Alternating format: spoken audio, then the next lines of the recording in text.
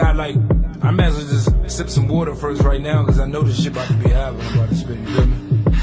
I'm so Baltimore, LA getting wetter than a harbor. So high, wake me Gaddy from my grave, cause my whole city starving. From a cruddy town, front you pounds and rob you. Drag on you, drop a bag when I crash through Mondawmin. So be more, get mellow, sign to Brooklyn. Only God and Pac know the pain that I took in. Y'all watched a while, nigga, we lived a while. Every day is murder for power, no 50 a job. I'm writing murder with no ink on no tails, some Irv Gotti. AB, this a body bossed up like John Gotti. Sing your spirit to the sky like BWI. Nothing above eyes for my eyebrow. The God, sip the blood of Jesus to wind down.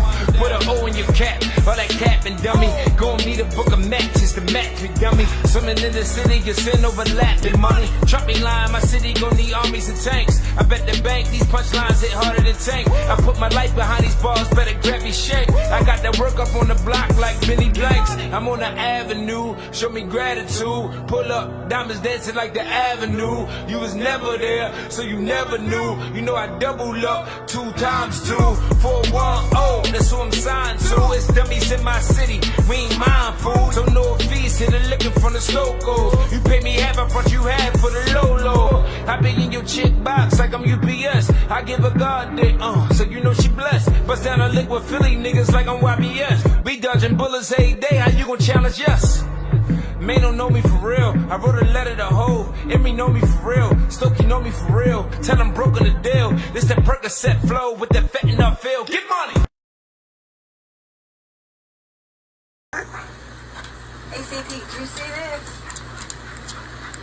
Look, if it ain't official Dana J, Prima Donna News, I don't even want to see it.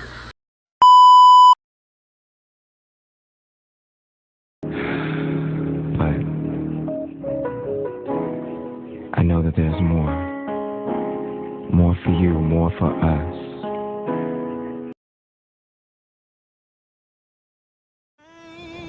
Children, rain all night long. Didn't it all, oh, my Lord. Didn't it rain? Didn't it rain? Children, rain all night long. Didn't it all? Didn't it all? Oh, my Lord. Didn't it rain? You can't run from it. You can't deny it. You can't pass it off. It's your call. God knew what he was doing. He knew who he was calling. And he expertly and intricately detailed every aspect of your life, your being, your persona, your psyche, your physicality, everything about you, from the texture of your hair to the color of your eyes to the way that you laugh to the fingerprint on your thumb. Everything is connected to your calling. And until you walk into the fullness of the thing that you were created for, you will find yourself frustrated. You're called.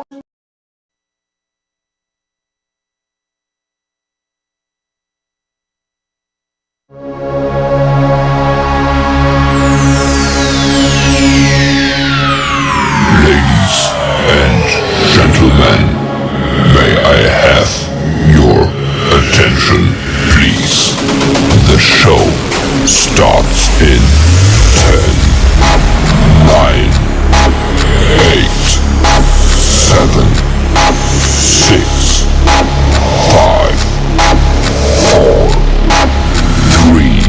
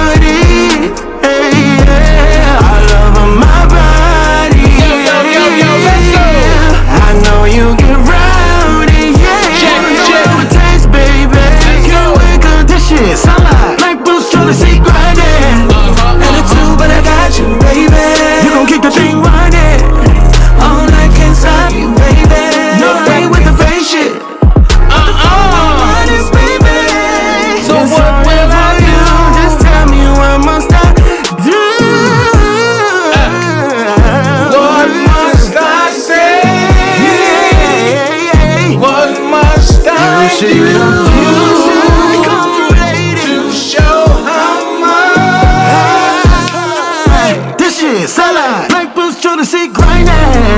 Hey, hey, hey. Yeah, this shit. The Statesman is in the building. Pussy grinding.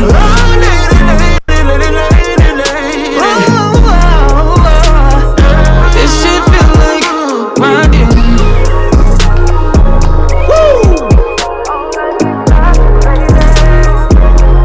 We got a hot show today. I don't know. We got a hot show today. We got a hot show today. Shout out to Metal Rose. You know they always blazing a hot joint, but that little rap joint y'all heard was from none other than my hometown boy, my homie, my brother. Y'all know him as the BOSS man. Boss man from Baltimore, but I know him as Travis, you know what I'm saying? You know what I mean? We came up as pups hooping together. And one thing I'm gonna tell all the haters out there. This go for you, real quick. Just for the haters. It's Sean. You ain't fucking with me. I don't know who need to hear this, but you ain't fucking with me. It's only one young. I'm a one-on-one. Don't need to call me twin.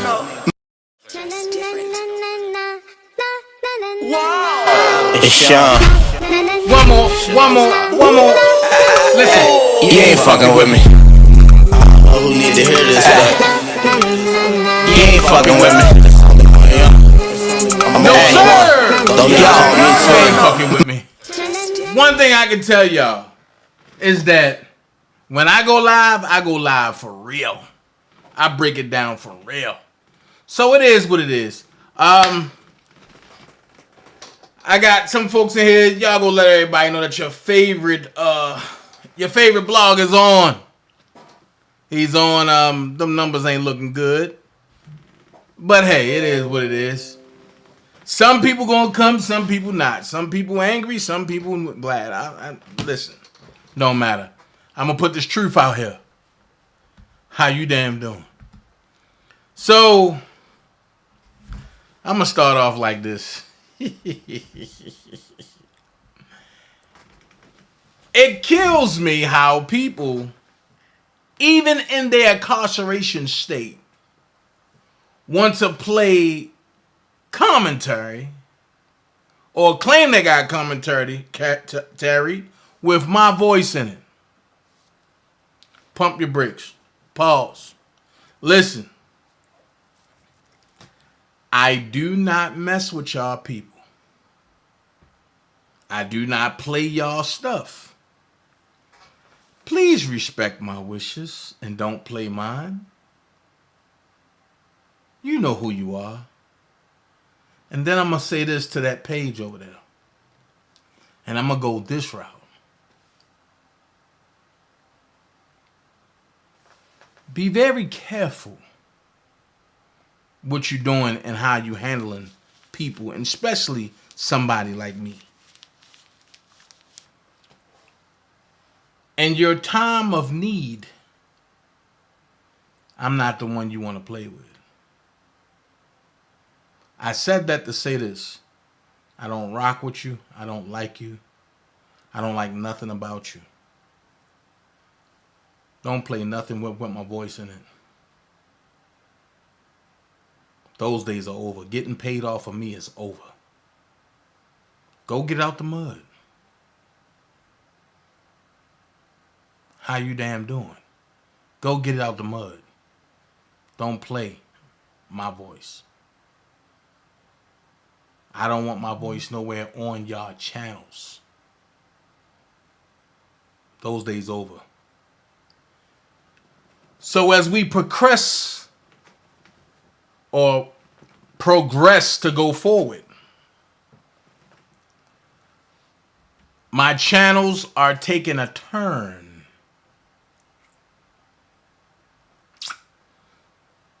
If I'm going to be messy, y'all know where I'm going to be on my Uncle Howdy page. Uncle Howdy ain't have nothing to say lately, so he just been chilling. If I'm going to talk political stuff, it's going to be here. If I'm going to talk current events, it's going to be here. If I'm going to talk R. Kelly, it's going to be here. If I'm going to talk anything else out here, it's going to be here. B sector. Bozo Unleash. Y'all know what page that is.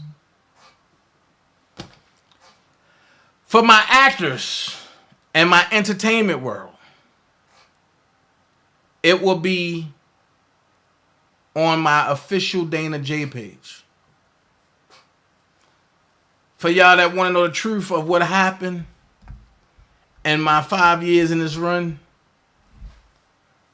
standing 10 toes for R. Kelly and still doing it, go to my main page, Official DanaJay, look at and just binge watch. You're going to have hours and hours and hours of video. Everything that y'all thought y'all heard over there, or everything y'all thought y'all know, this for the new people, everything that y'all thought y'all knew, y'all didn't know. Go check out that page. It's going to tell you a lot. Also, this page have a little bit of something on there. Also, the Bozo Unleashed page got a little bit of something on there. The Uncle Howdy got, just look, all my pages got a little bit of something pertaining to the R. Kelly joint. So what I'm doing is I will be taking stuff from pages and putting them in their perspective so people don't got to go everywhere and look. I will have one page full of everything. Bam. Then I will have another page full of everything. Bam. For the 2 people that gave me a thumbs down, I thank you so much. Your view means that much to me.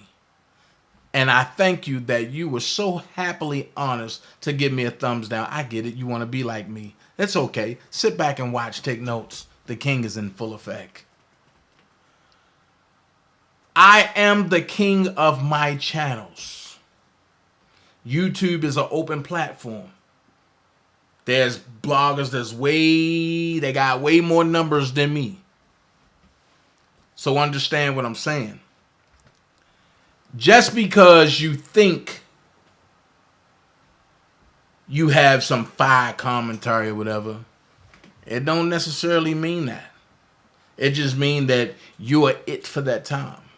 Everybody have a downtime. The question is, can you last through your downtime? This is my downtime. Nothing going on in the R. Kelly sector. However, I got all the paperwork in the Diddy sector too. So, I've lost some friends. I have nothing but good things to say about them. I wish them nothing but the best. They've gone on the green pastures. Some joined other people. Some started their own channels. I still support them. But guess what? My show gonna continue. At the end of the day, I support anybody and everybody that's positive. So, it is what it is. I hold no grudges against none of my new friends that went on the green pastures. For the people that's only here for the R. Kelly saga, I understand that a lot of y'all gonna fall off. I get it. Y'all only want to hear about R. Kelly. I get it. So I'm not expecting you to be here. And I'm saying it because I know y'all gonna come across the channel. I'm not expecting y'all to be here, but when the R. Kelly stuff pop up, then, I mean, just understand this. You will be treated as such. No hard feelings, no disrespect. But the way I'm carrying my channel now is loyalty is everything to me. Simple as that. Loyalty is everything to me. I stay loyal to everybody, so I expect people to stay loyal to me. If not, then I move accordingly. So for the one lady that joined my channel and then went over to another content creator and was like, "Oh, we get everything over here about R. Kelly, and when Dana started talking about R. Kelly, we'll go back." No. Listen. and you have lost your wrench, and technically, I prefer for you to go wherever you want to go, wherever you feel comfortable with. That's where you want you to go. But there's no inside stuff no more. Those days over. Me being nice is over. I'm going to treat people the way they treat me. Okay? Whew. Now that's out the way. Shout out to everybody that's over on Rumble. What's going on, man? Love y'all. Shout out to my people on Locals. This is my first live on Locals. Oh my God. Thank y'all for being over there. Don't forget to join. Don't forget to join. Don't forget to subscribe over there on Locals. For the people on Face or Meta, y'all know what it is, but Meta is slowly but surely about to phase out as well. For my YouTube family, what's up? I urge y'all on YouTube, subscribe to Locals, subscribe to Rumble, subscribe to True Social, subscribe to X. Those are the platforms that's going to stand through the thick and the thin. And I have everything in my description on my video of where to find me and everything. Wimpkin has went under. There's no more Wimpkin that I know of. I know I tried to go look for it. I can't find it. What else real quick? Oh, if you want to donate to my channel, on YouTube is a little small box at the bottom with a $sign in it. It's called the Super Chat. You go ahead and hit the Super Chat. You can spend $1. You can spend the $4,000. Nothing too great, nothing too small. I thank you so much for all donations that's given. If you want everywhere else, you can hit me on Cash App, $OfficialDanaJay. Nothing too big, nothing too small. Whatever y'all do, I appreciate it. Birthdays. Don't forget to hit the Dream Team email and put your birthdays in as soon as possible. Don't wait till the last minute to tell me about your birthday, because I'm going to be honest with you. And depending on what I got going on, I might forget about it. I might just skim on past it because I didn't know in enough time. And I want to celebrate people. Let me see. What else? On Rumble, at the bottom of the page to the right-hand side, you're going to see a pot of gold or a bag of gold. You can hit that, and you can donate. Nothing too great, nothing too small. Same thing for Locals. Locals, you're going to see the 3 coins. You go ahead and hit the 3 coins, or if you don't see that, look up at the green bar that say support. You can hit that. All right? Thank y'all so much. Let's get into this commentary now, man. There's so much that's been going on today. So much. So much that's been going on. And I'm going to say this. It's crazy how with so much going on in this little bit of time, nobody's been talking about nothing.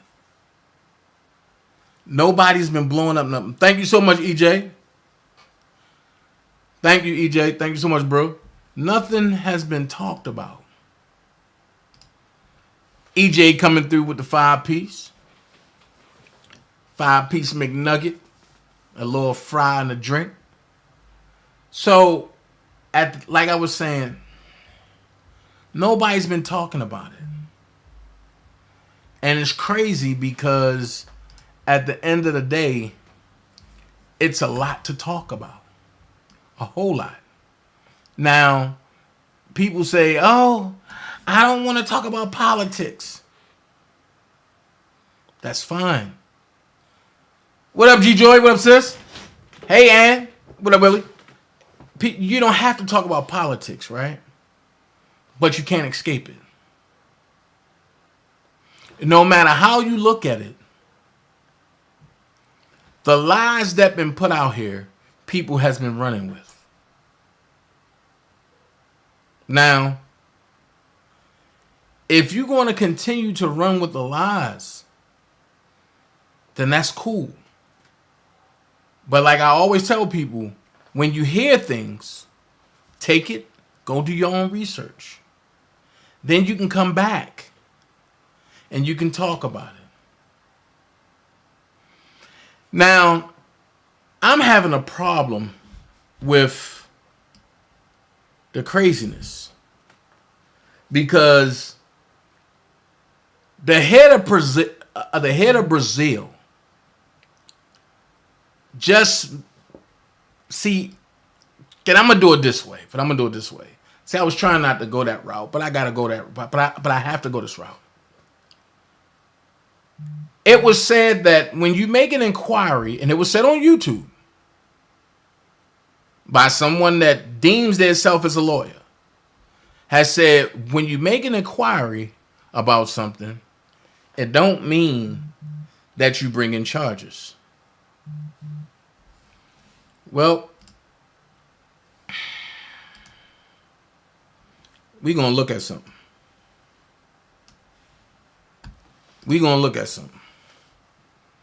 Because either I'm wrong or the stuff I see is wrong. And I doubt if the stuff I see is wrong, and I doubt if I'm wrong. So what's being put out there is Brazil, and this is the way they do their court paperwork. It says the activities developed on the internet are regulated in the Brazil in particular by law 12.965/14 Marco Civil da Internet. It's the highlighted that such activities. Hold on. It's the highlighted that such activities are also subject to the principle of jurisdictional ineffability. Whoa. Okay. As expressly provided for in several provisions of the said law. For example, for the purpose of breach of confidentiality of data or communications. So pretty much what they're doing is they trying to bring, they pretty much trying to shut down Elon Musk and X because he's telling the truth about what's going on. However, Twitter, not X, it's two different companies. So even though we refer to X as Twitter still, because that's what we know it as, but it's no longer Twitter, it's X.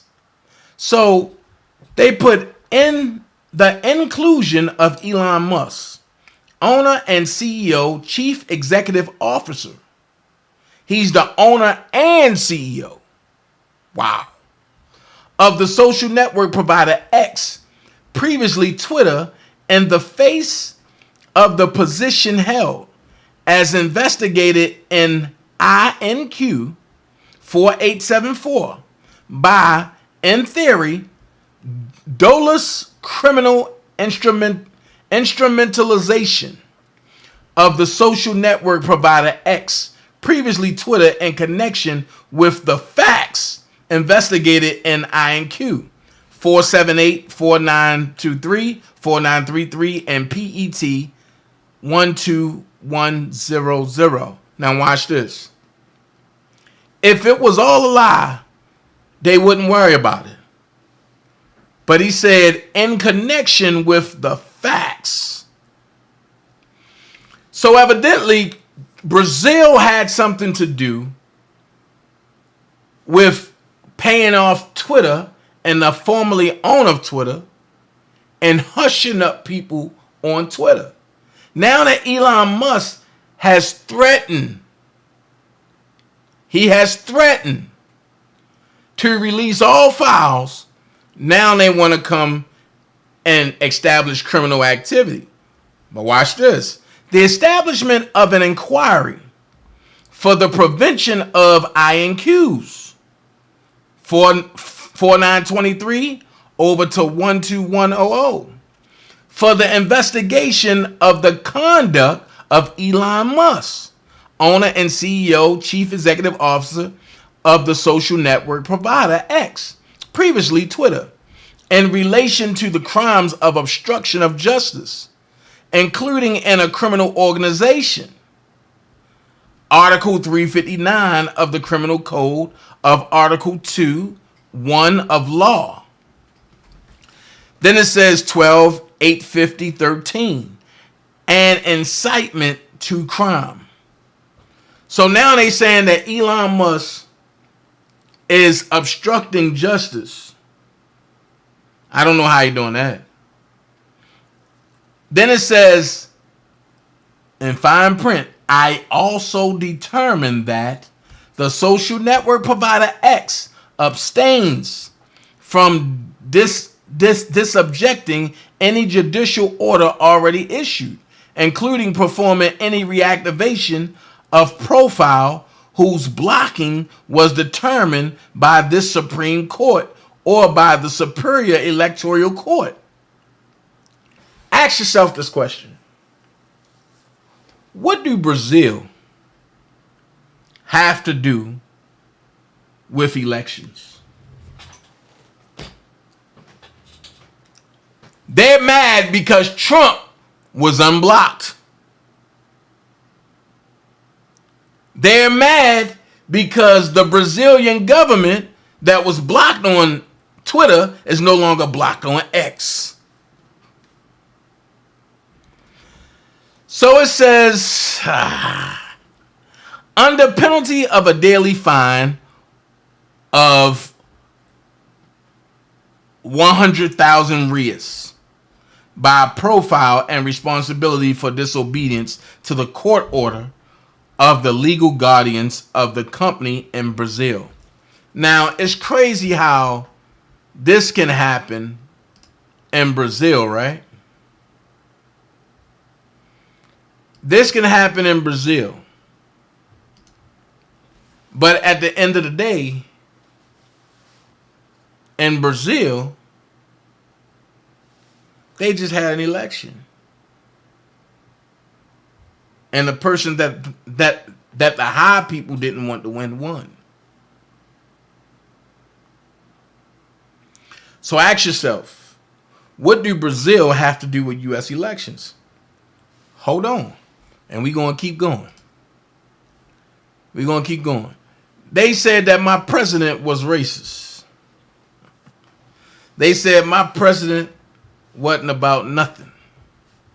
They said, what did my president do? And I'm going to use their term today, even though I know better. They said, what did your president, Dana, do for black people? Well, I'm going to go here and I'm going to say this. Right now, turn off MSNBC and turn on RSBN. Right Side Broadcasting Network. That's the news that you should be listening to. Newsmax have sold out. So Newsmax no longer gets anything from us. But I want y'all to hear my president in action. In the hood. Hold on.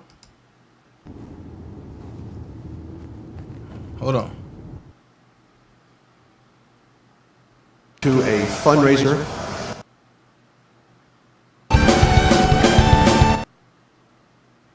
We're going to make our way to looks to appear to be a Chick-fil-A here in the Atlanta area. If anybody know about Atlanta and you know, As we make our way and you on MLK, the upper part of MLK, that's the hood. Probably not what some of these people anticipated on their. Shout out to Brian from Right Side Broadcasting. Full camera right here, RSPN right here. Full camera, right here. Thank you. All right. Well, as you can tell, this is a first. We are live here in Chick-fil-A. And certainly an America favorite, a Georgia's favorite, and it's only fitting for President Trump to make his way into a Chick-fil-A here in the Atlanta area. We are waiting for some of the other press to come in. How are you? Thanks for having us. As I would imagine a lot of people here would have never expected this to happen today. So the president will come in right over there. He'll be greeted by the friendly staff that's here. Everyone's smiling. What a special day if you happen to be on the shift here at Chick-fil-A at this location.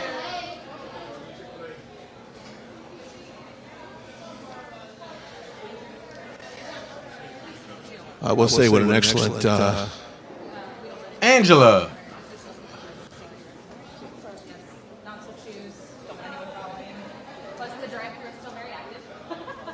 Yeah, we still have an active drive-through right now.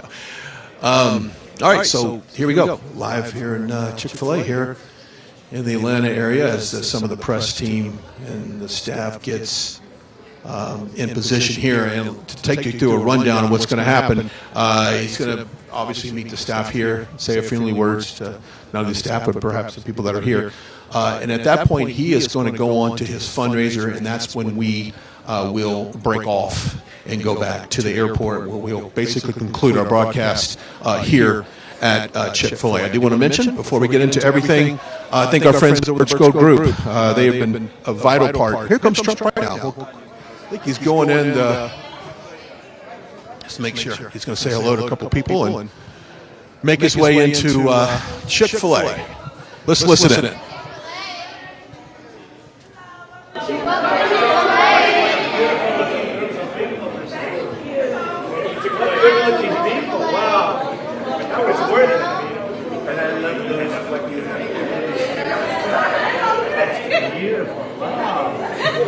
It's art, right?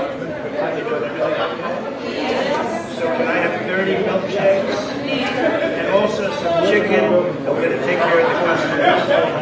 Is business good? You make a lot of money? Everyone can get rich, right? Excellent. Thank you very much.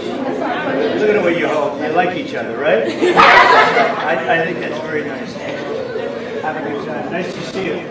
Thank you very much. So we'll order 30 milkshakes.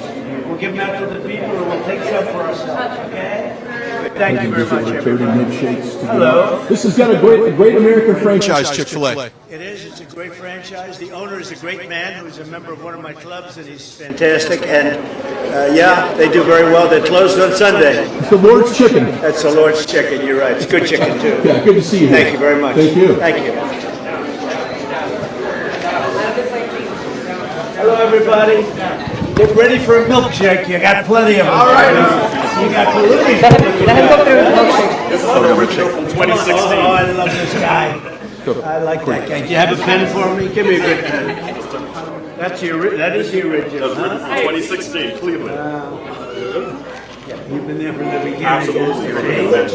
You knew what was happening. You got it. Milkshake's coming out. Watch out.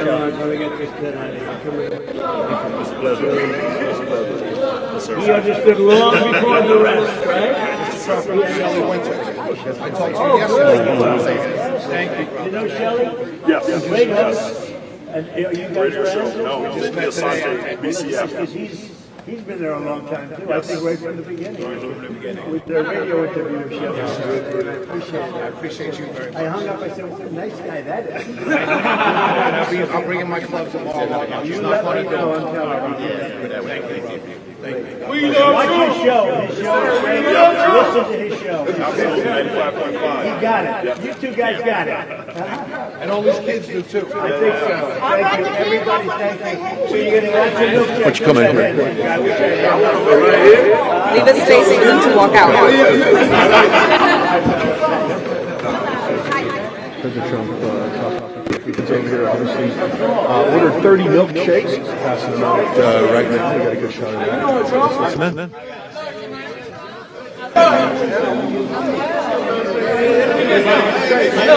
Everybody have a good time. Can I get a hand? Get ready. Can I get a hand? Yeah, I'll give you one. Make me here quick. Y'all got one? Come on, lady. I don't got one. I need one. I don't buy my hair. I know it's wrong. My original. That's a valuable one. Grab one of these here.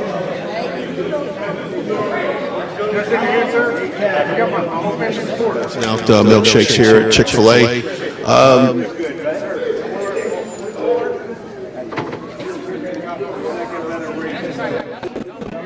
not letting them rig this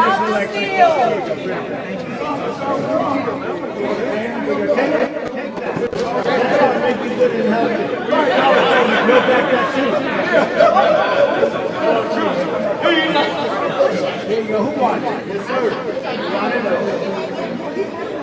Yes, you can. So you can afford to have it. You know why? Because you're thin.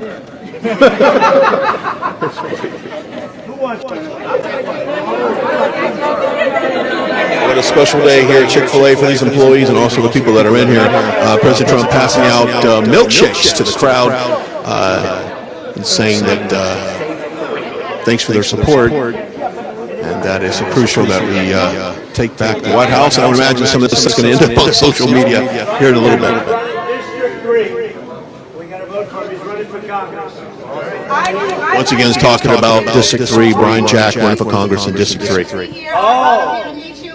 Thank you. Yes, we've also knocked doors for you in the past, so your past year when you ran the first time. I was interning for the GADOP at the yeah. Doing a lot of your tax credit reform bill and everything like that. Well, we took care of those colleges. Sure did. Much better than mine did. So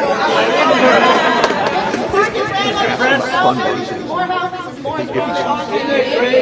don't care what the media tells you, Mr. Trump. Okay, 4 p.m. Come here, let me give you a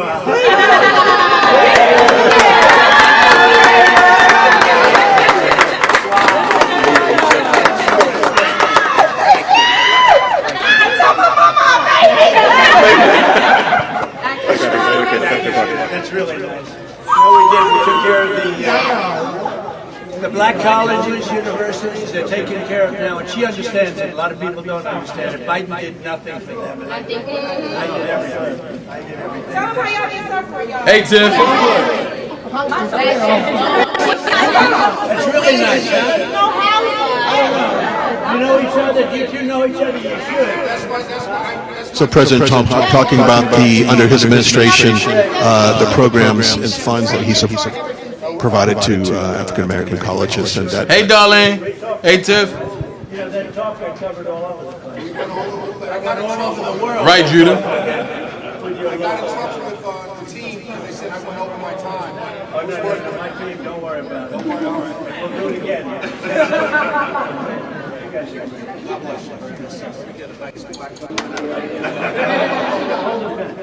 Where's the top?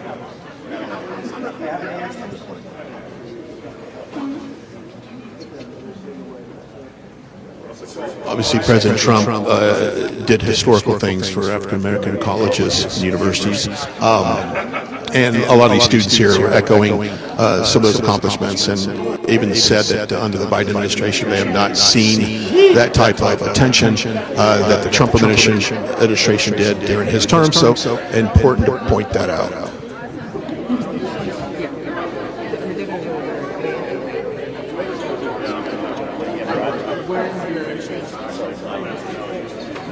If you're just now joining us, we are live here at Chick-fil-A here in Atlanta. President Trump has made a stop before he goes to schedule a fundraiser. If you missed the previous coverage at the airport, just go back and watch this, as we've been live since about 10:45 here local time, so you'll be able to scroll back and watch some of that. He's talking to Brian Jack, who's running in District 3 there in Georgia. Obviously, Trump endorsed Brian Jack. Has been there with the president since day one. See if we can get a little bit of. You are a special woman. Special woman. District 3. And if they run a little bit low, give them some extras, okay? Are you the boss? No, sir. You're not the boss. Come here. Thank you very much. You take care of yourself. Can I get a picture with you? Yes, come on. Anybody's going to with that beautiful hair? Go ahead, take it. Come on. Trump taking a few pictures.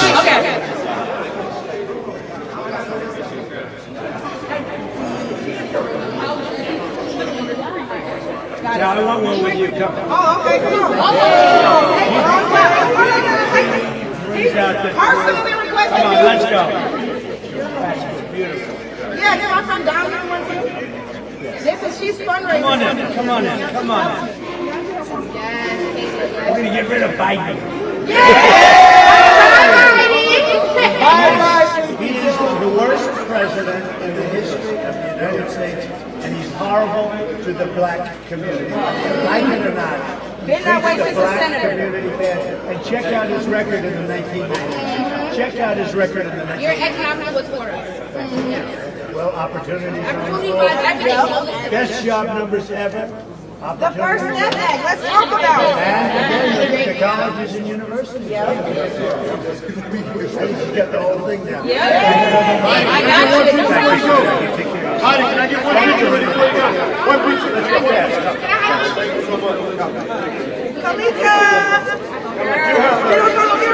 Obviously, the president taking time out of his schedule here to get a bunch of pictures as he normally does. This is very typical to what President Trump gets when he goes to events like this. Very much. Thank you very much. And by the way, that was really nice. You know, a lot of people don't want to talk. They don't want to say, come on over here. Thank you so much.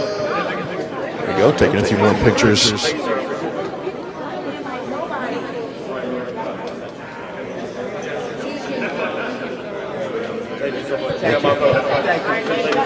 Thank you, everybody. Thank you, Mr. President. Thank you.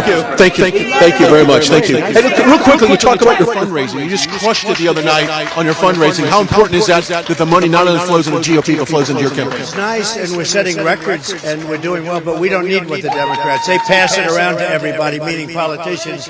We don't do that. You know, Hillary had more than twice the money that we had. And how did that race turn out? I'm not 100% sure. No, we don't need the same, but we can get as much. We're doing very well. We broke the all-time record the other night, 52 million. More importantly, we take in more than anybody with a small donation, $61 average. And that's never happened for a Republican before.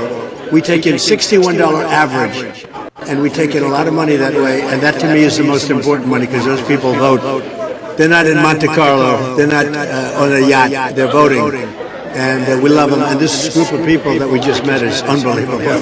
That young lady was unbelievable. For people that might not have heard, you did historical things for black colleges. Just touch on that. I funded them long term. They were going on a year-to-year basis, and they were always being chiseled and cut. And I got to know the heads of the black colleges and universities, and they came in, they saw me. And after 3 years, I said, how come you keep coming back? They said, they make us come back every year. I said, nope, no longer. And I gave them long-term financing, long-term commitments from the government. They do a fantastic job.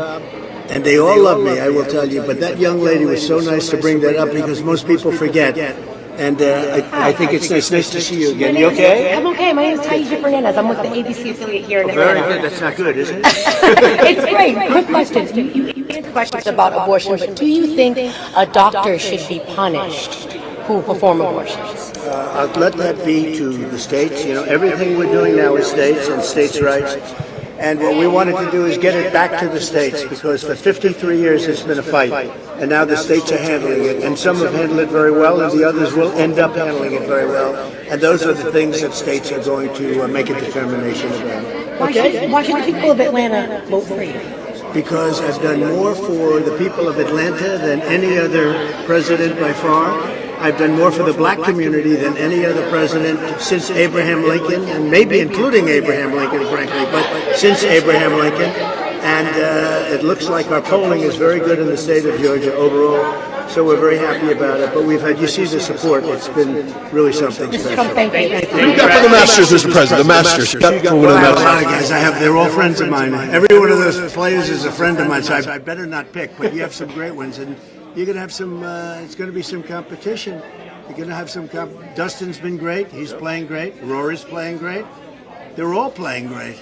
The fact is, they're very good golfers. The Masters is this weekend, and it's going to be special, and it's right around the corner, right? It is. Thank you, Mr. President. Thank you very much. Thank you. Thank you, Brad. Thank you very much. Thank you. Thank you. Thank you, everybody. Make a lot of money. All right. That wraps up our trip here at Chick-fil-A as President Trump gets back in the motorcade. We do want to thank our good partner of the day. That's the Birch Gold.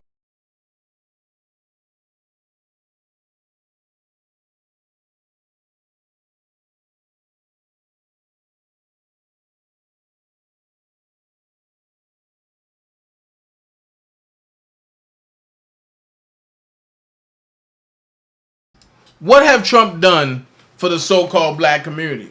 Well, that's just a little bit of stuff that he's done. And I figured I let the man say it himself.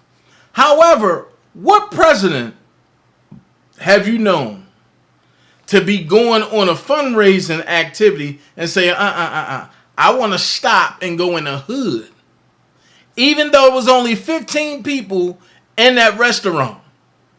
He ordered 30 milkshakes and 30 chicken sandwiches. That's doubling. That's doubling, but that means everybody there get 2 milkshakes and 2 chicken sandwiches. His staff got theirs 6 and go.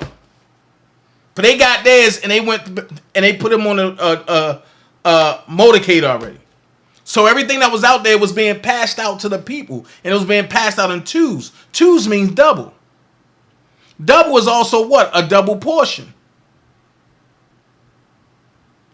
Double means nothing else but a double portion. So at the end of the day, what message is Trump trying to send? That he's no better than none of us. Fani trying to make it a skin color. But love don't see skin or color or creed. So at the end of the day, just because Trump is Caucasian and we are melanated, Trump the bad guy, right? How sway? And this is why I tell people, because they say, oh, Trump ain't run the country right. Pause. The country of the United States is what? A corporation, right? You need a businessman to run a corporation, right? And the first thing they say, oh no, he ain't running the business right. How many properties do he have that's still running? How many patrons do Trump have in Trump Tower in Chicago alone? See, I ain't even talk about New York yet. I ain't talk about LA. I ain't talk about Florida. And what I didn't know is that the Hotel Four Seasons is by Trump too. He just put it in Barron's name.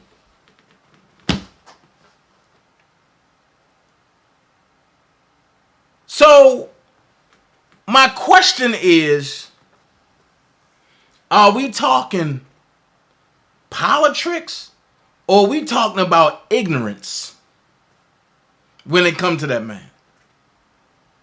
Am I wrong because I support that man? My brother Shankrock put a post up. If you're down with Trump, then you're down with me. And people like, oh no, Shank, you sold out. My question is how? I'm gonna ask a question. When was the last time you seen Biden remotely go to the hood? I'll wait. I'll make it better for you. When have you seen Biden go to a HBCU?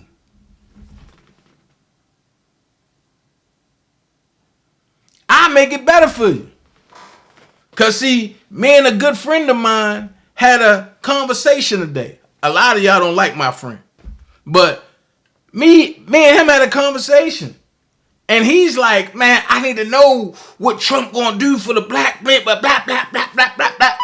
Can I sit back? Golly. Can I sit back and I said, bro, Trump can only do so much. And the Bible even say, if you make one step, he'll make 2, right? Talking about Jesus. So, in order for Trump to see the reward of what's going on, he can flower, or he can put the flower in the dirt. It's up to us as a community to keep the fertilizer on and to keep watering it. And he said, you know what, Dana? You are absolutely right.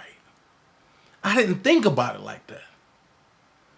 So I venture off into this realm because I had friends who I love that hate Trump. I had somebody call me this morning around 11:30, right before I went and got me my dragon fruit milkshake. Shabba. I keep telling y'all that. There's something about dragon fruit that got me now. I'm stuck on dragon fruit. And since I've been drinking it, I've been feeling energized. I've been feeling upbeat. I haven't been feeling down. I don't feel like I got acid reflux or I got to throw up. I don't feel like that I'm all that. Man, listen, dragon fruit is good for you. Go get it. Also get a dandelion tea. Drink that at night hot. As I keep going, I'm gonna keep y'all abreast of what's going on.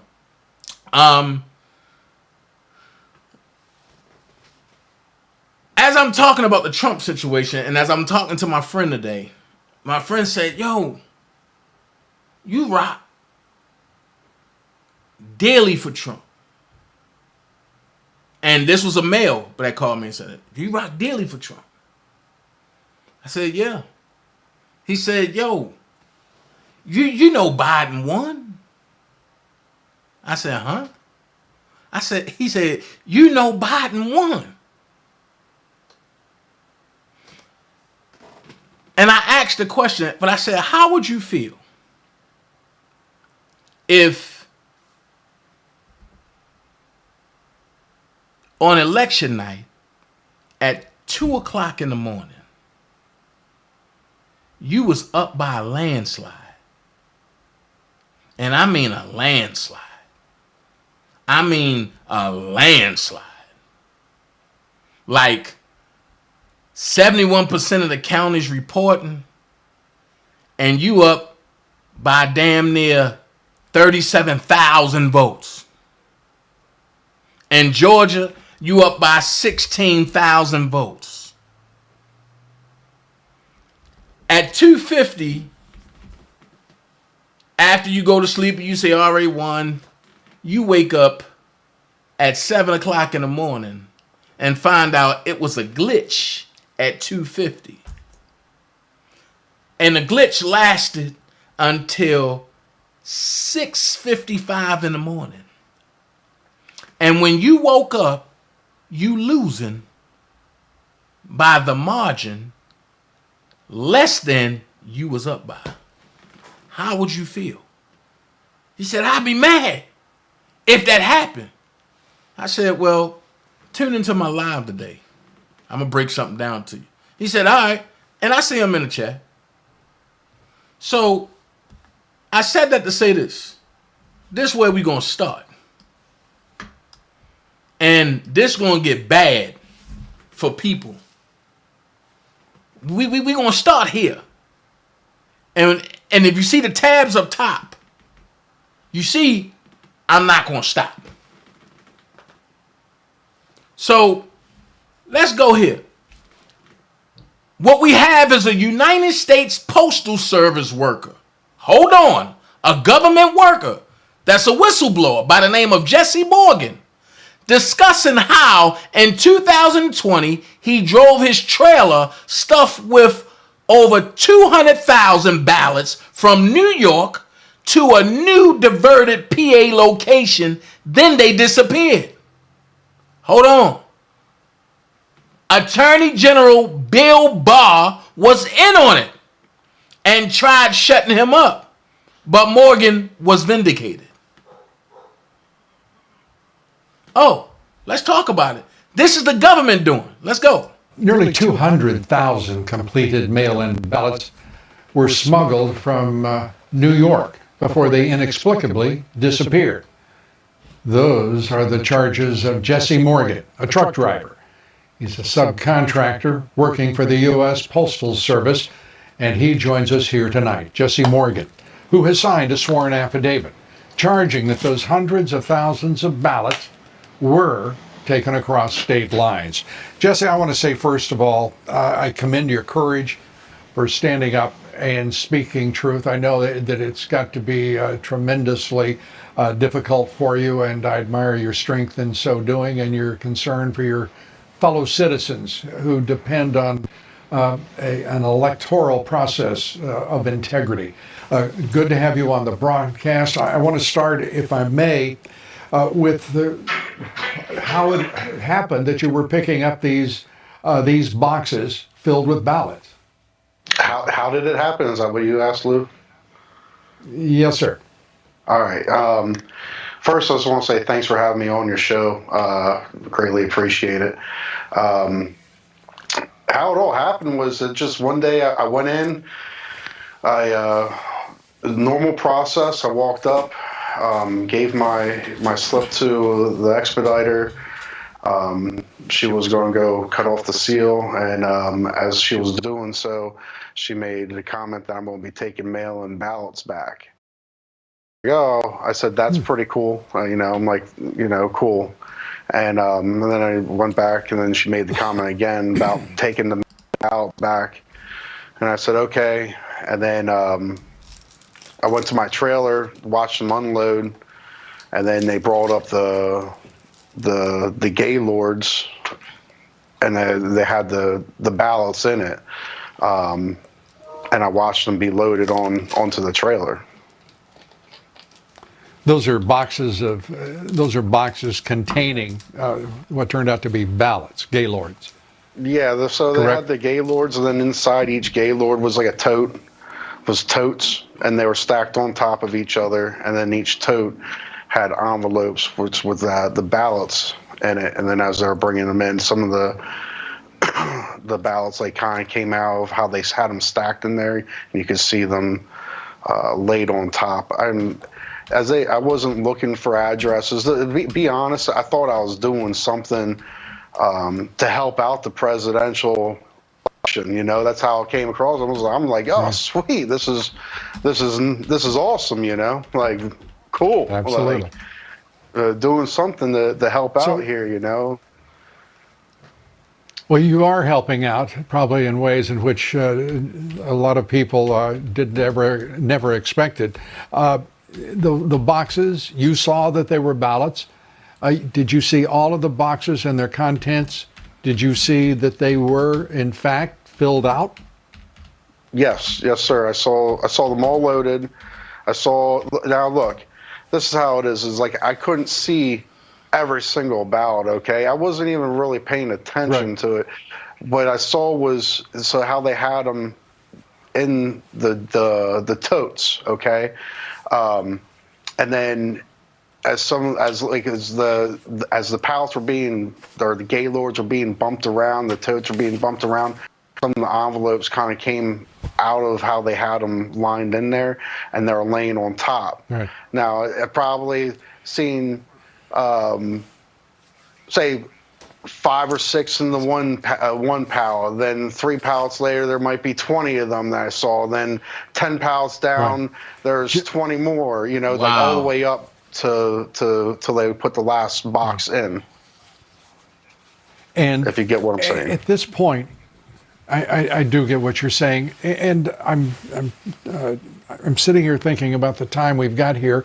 I'm going to ask if you would to stay with us through this commercial break as we continue your journey from New York to Pennsylvania and what happened to that trailer load of ballots. Can you do that, Jesse? Absolutely, sir. Appreciate it. We'll be right back with Jesse and his story and more on the legal advances for the president's legal team. We'll be right back. We're back now with whistleblower Jesse Morgan, a U.S. Postal Service subcontractor who drove completed election ballots in boxes from New York to Pennsylvania. Jesse, I want to turn to the route that you took, and if we could put up that map going from Bethpage, New York, to Harrisburg, Pennsylvania, which was to be your destination. But when you got to Harrisburg, they wouldn't check you in. They wouldn't give you a slip for delivery. And instead, they directed you to Lancaster, Pennsylvania. Is that correct? Wow. Yes, sir. That is correct. It was absolutely I've been hauling mail now for about 16 months, and 16 months I have never had this happen to me before. I was made to wait in the yard, and I sat there and roughly like about 6 hours. Until I went in, and I was like, "What's going on here, guys? Like, what's the holdup?" You know, like I was pretty upset, and my brother just moved up from Texas, and I wanted to go hang out with him, and finally they couldn't give me an answer, and then finally like a transportation supervisor came down and told me to basically leave and take the load to Lancaster, which I've never talked to that man, never talked to a transportation supervisor the whole time I've been doing this. I've strictly dealt with the expediters. They're the ones that I would see when I came in, I checked in, and they're the ones I checked out with. And he told me to leave to go to Lancaster. Now, this is the night of the 21st of October, 2 weeks before the election. You're carrying 24 boxes.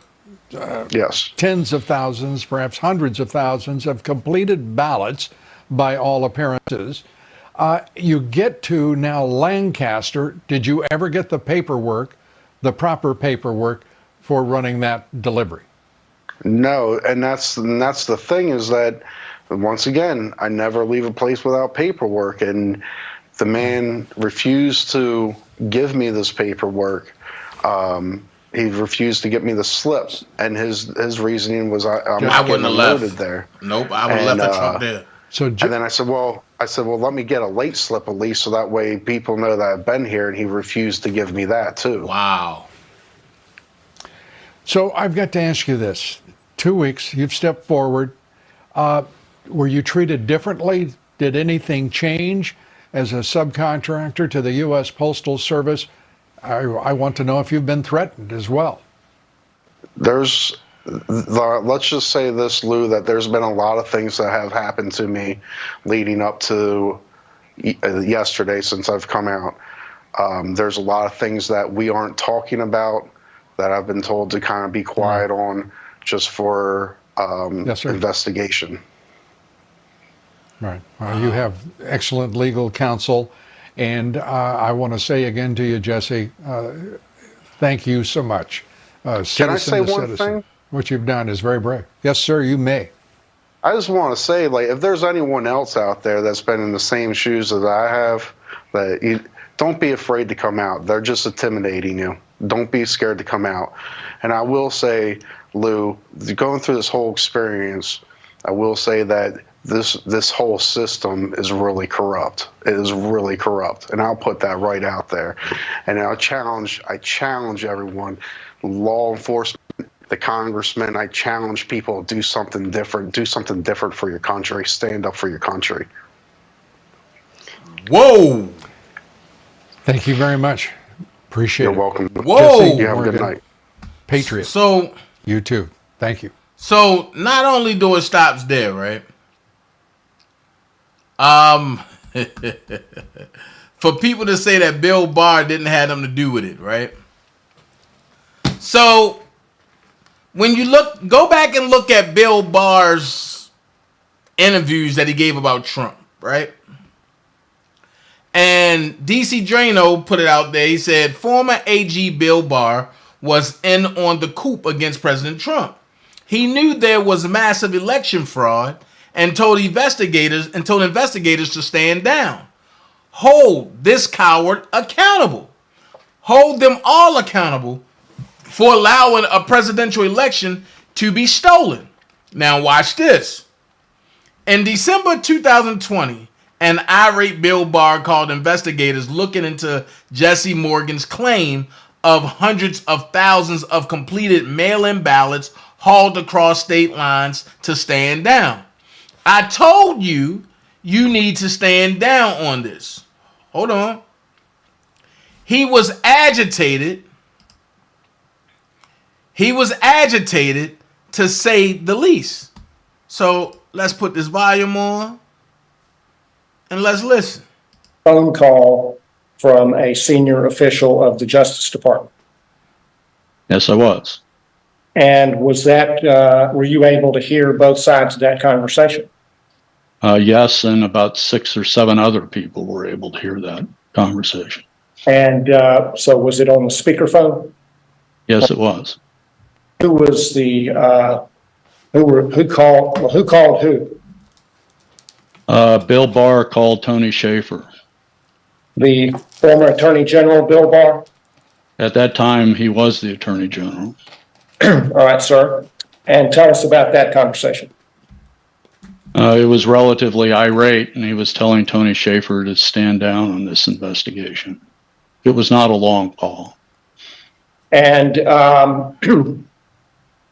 what was the response to that directive from the Attorney General? It was kind of ambiguous, but it was sufficiently strong to say that the evidence had already been found, and the response was, "I told you, you need to stand down on this." And the conversation was not long. It was agitated, to say the least. All right, sir. So I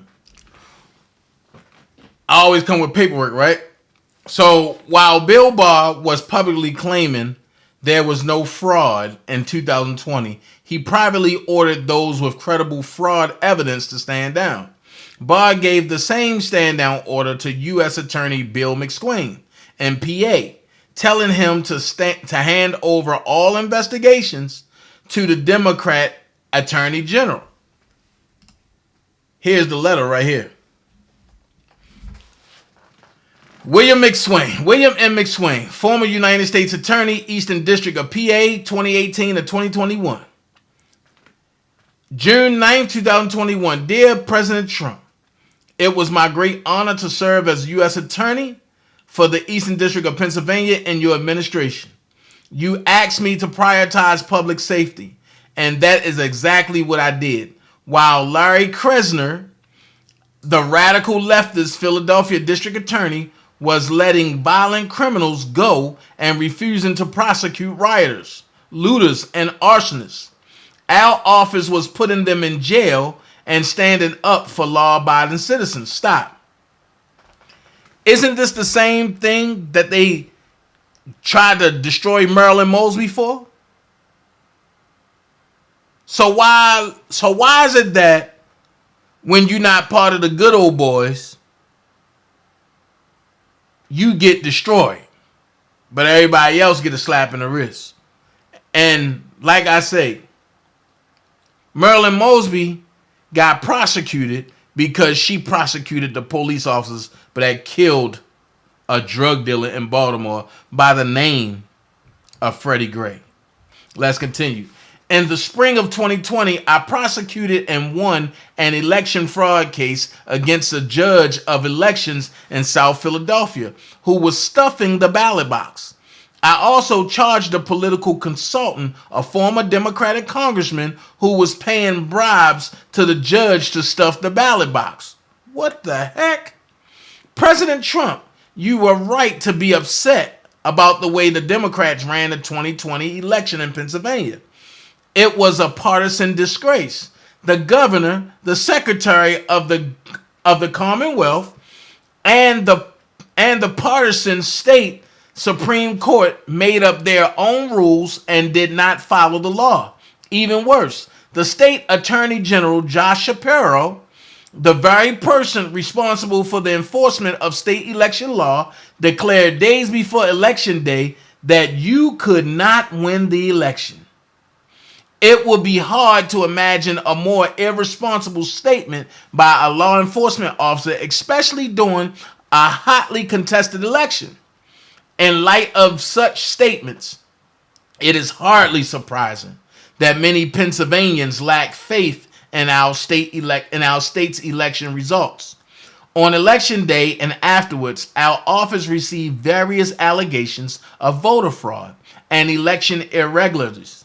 As part of my responsibilities as U.S. Attorney, I wanted to be transparent with the public and, of course, investigate fully. Hold on. and investigate fully any allegations. Attorney General Barr, however, instructed me not to make any public statements or put out any press releases regarding possible election irregularities. I was also given a directive to pass along serious allegations to the state attorney general for investigation. The same state attorney general who had already declared that you could not win. Hold on. I disagreed with that decision, but those were my orders. As a Marine infantry officer, I was trained to follow the chain of command and to respect the orders of my superiors, even when I disagree with them. Mr. President, public service is in my blood, and I would like to serve the people of Pennsylvania and restore conservative leadership to our state. I will be the Republican candidate for governor with the best chance to win the general election in November 2022. Based on my background and experience, I am uniquely positioned to defeat Mr. Shapiro, the likely Democratic candidate, and would welcome the chance to discuss this with you in person. I would be honored to have your support. Once elected governor, one of my first priorities would be to modernize Pennsylvania's election process and protect the right of all Pennsylvania citizens to cast a legitimate vote. That means no ballot harvesting, undated ballots, unsigned ballots, ballots collected after Election Day, other than legitimate military and overseas absentee ballots, obstacles to poll watchers observing the counting of ballots, different rules in different counties, and of course, no ballot stuffing of the kind that I previously prosecuted. It also means responsible voter ID legislation, ensuring people's confidence in elections should be a nonpartisan issue. In short, we have a responsibility to make it easy to vote, but hard, if not impossible, to cheat. That is how we respect the will of the people and how the best and most deserving candidates win. Thank you for your consideration, and I hope to see you soon. Very respectful, William M. McSwain. So, if you got everybody in high office about this, right? And everybody is up in arms and they in on the cheating, how can you win? How can you win? What up, Lexington? How can you win? But I'm going to go here because now we enter into Fani world. Let's go. Poke around, right? That's all I'm saying here, guys. Yeah. The Georgia election case. Lawful remedies. Meanwhile, Fani Willis has repeatedly spoken publicly about the Georgia election case. Did you know TurboTax now provides you with a... Recently, they tell me they don't like me to talk about race. Well, I'm going to talk about it anyway. Truth is, it's some challenges that come to being black. Let's say it for the record. I'm not embarrassed by anything I've done. I don't feel like we've been slowed down at all. I do think that there are efforts to slow down this train, but the train is coming. Ooh, the train is coming. Right out of her mouth. Oh my goodness. The train is coming. Trump has a gag order and she doesn't? Now, some co-defendants in the Georgia case are reportedly considering pressing for a gag order against Fani Willis. Last week, the judge ruled against the motion to dismiss the entire case. We'll see what happens next. Well, like I said, we're going to enter into Fani world. And now that we're entering into Fani's world, I know some people are going to say, well, Dana don't like Fani Willis. That's not true. I just don't like the practice that she practices with. It is very unethical. So what's being said is right here. Text messages shown in court revealed that an investigator with Fulton County District Attorney Fani Willis' office hit on a witness while working on a case. What? Hold on. An investigator with the Fulton County District Attorney Fani Willis' office was hitting on a witness while working on a case? Oh boy. As the YSL Young Slime Life RICO trial against rapper Young Thug, whose legal name is Jeffrey Williams, and several co-defendants continued on Monday, new details emerged about the conduct of an investigator for Willis' office. While questioning a female witness identified as A. Bennett on the stand, an attorney for Williams asked about messages that the witness received from a county investigator named Hamilton. Hold on. This is too much like the R. Kelly case. Isn't that coercion and obstruction? What in the what? Among the text messages, here we go, text messages again. There's always them goddamn text messages. Among the text messages was one from Hamilton that read, "Hit me up if you're bored later. We're not going to talk shop." Ask what it was the investigator wanted to talk to her about. Bennett told attorney Keith Adams that Hamilton wanted to discuss going on a date with her. That's not what he wanted to talk about. Listen to what he's saying. I'm a man. Hit me up if you're bored later. We're not going to talk shop though. He trying to get some booty. He trying to them cheeks. Taking her on a dinner date is not, that's discussing shop. He said, we're not going to talk shop, meaning I don't want to talk about the shop. I just want to hit the shop. I don't want to talk about the shop.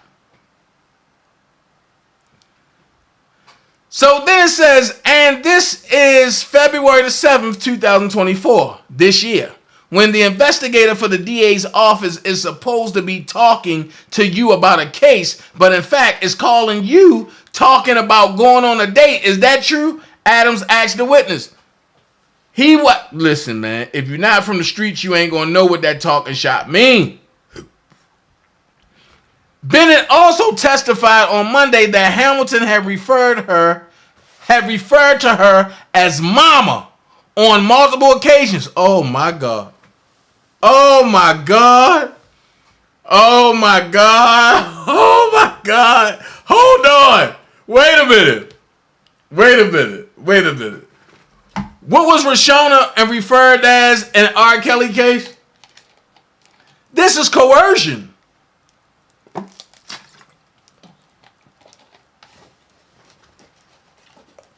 And I'm starting to wonder why Judge Glanville won't throw this case out.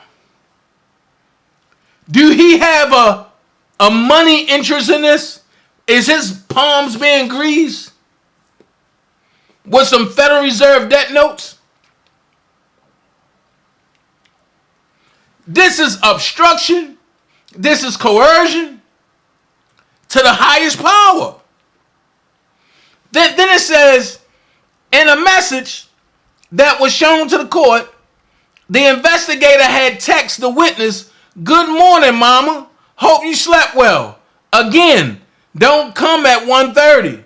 I have a feeling the defense will keep this same witness from yesterday all day again today. I'll give you an update at 3 p.m. You will most likely go up tomorrow morning. I'll talk to you soon." That's inappropriate. Hey, Ann, that's inappropriate. That's inappropriate. Then it says Bennett is testifying in the case about a robbery that Williams and 2 others allegedly committed in 2013. Williams and 27 others were indicted in a sweeping RICO case by Fani Willis on May 2022. The district attorney is accusing Williams of being a kingpin of Young Slime Life, an Atlanta-based street gang affiliated with the notorious National Bloods gang. Hold on. Let's not. And I hope you feel better. Oh, I'm praying for you. This is what get me though. Are we just going to go past how this investigator is trying to clap the cheeks of a person that he want to testify? So the only thing I can think of is he think that he going to get a blackmail situation on her, or he think his wood is going to be that good that's going to make her say whatever he want her to say. That is coercion. Now I'm starting to Judge Glanville. I don't know. You starting to scare me now. At first, I was kind of on the fence when they was calling y'all as biased because I didn't know. But now I'm starting to see Judge Glanville.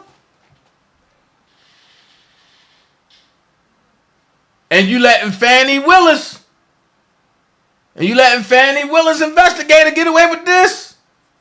Then you letting her lead prosecutor get away with becoming a witness and then jump back as a prosecutor? I still don't understand that.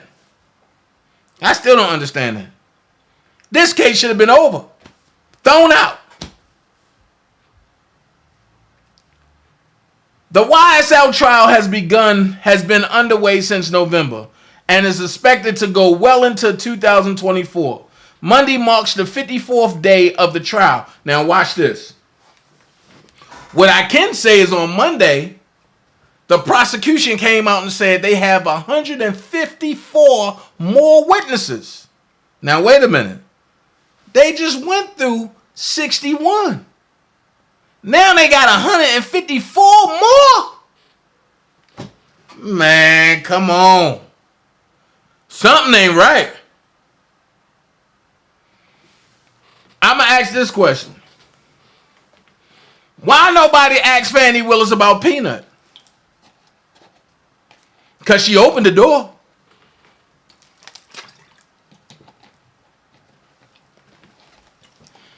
Now, see, I might get barred out of Fulton County courts for this. But Fani Willis opened the door. She told y'all she used to hold money. Where was Fani Willis getting that type of money from?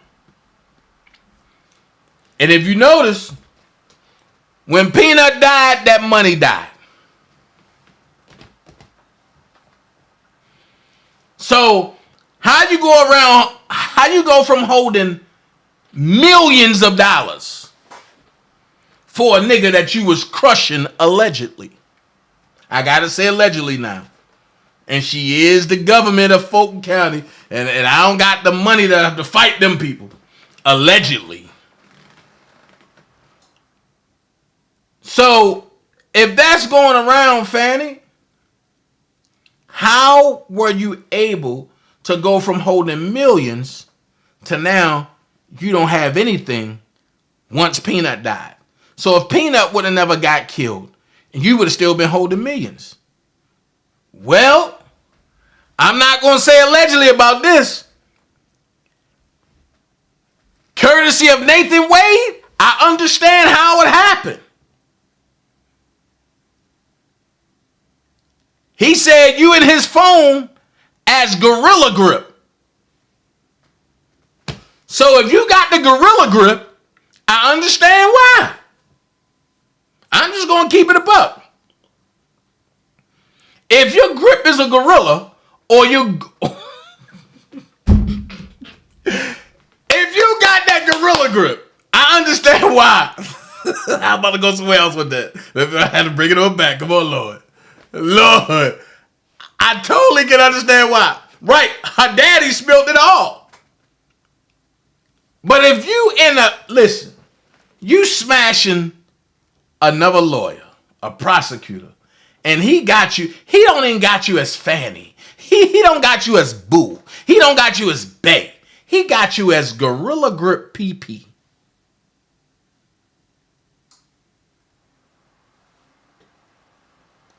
Gorilla Grip PP. Courtesy of Big Bull. Only thing I can say is power. Power. But I'm just lost because Monday's text messages are the latest details in the sexual harassment allegations being raised by Williams' defense team. Last month, Bennett told the court that Hamilton sexually harassed her. Uh-oh. Now, this is one of your witnesses now. This not thug witnesses. This is your witnesses. At one point telling her that he wanted to take her out when the investigation was over. She said that the investigator had wanted to meet her alone. I know who A. Bennett is now. Ooh. Yeah, she fine. Yeah, she fine. I ain't gonna lie. She fine and she thick. She fine and she thick. I know her. Oh boy. Oh boy. But I ain't risking my job for that. I ain't risking my job for that. She said that the investigator had wanted to meet her alone at a restaurant to discuss the case, but that she didn't feel comfortable and ultimately brought her 2-year-old son along. I know exactly who it is. On Monday, Adams asked Bennett, did the fact that this employee of the district attorney's office was trying to date you come into your mind as you were thinking about whether you would be coming in and testifying or not? Yes, she responded. Bennett also testified on Monday that there were other people from Willis' office that made her uncomfortable, including Chief Deputy District Attorney Adrian Love. She said she was continuously harassed by members of the district attorney's office, even after telling them she had nothing more to say about the alleged robbery.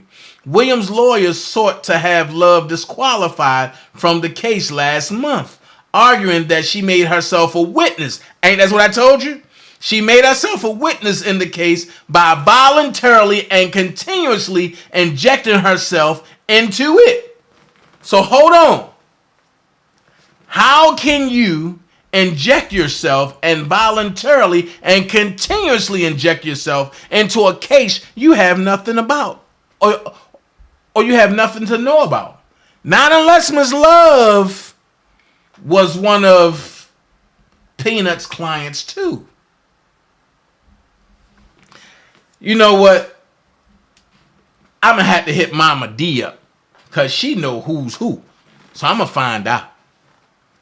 Last week, the judge overseeing the case agreed not to disqualify Love. Why? Why? If Ms. Love made herself a witness and she's the head prosecutor and she voluntarily and continuously inject herself into the case, that's grounds for disqualification. That's grounds for disqualification. But Fani, it gets a little worse for you. Because we're going to get out of that. Come on. I don't know why my computer running slow today. I think I got too many tabs open. Let's go. Georgia lied about the 2020 election. And courtesy of Harrison Floyd, on 1/19/24, the White House, the DOJ, and Georgia rhinos want to keep Harrison Floyd silent. Why? Because he know the truth. That's why he's the only one that wasn't offered a pre-negotiated bond. He's the only one that was jailed. He's the only one that was denied a bond and a lawyer from the state. He's the only one the DA attempted to revoke a bond. And he's the only one that was not notified about his bond modification currently. Look, you get on my nerves. This phone is killing me.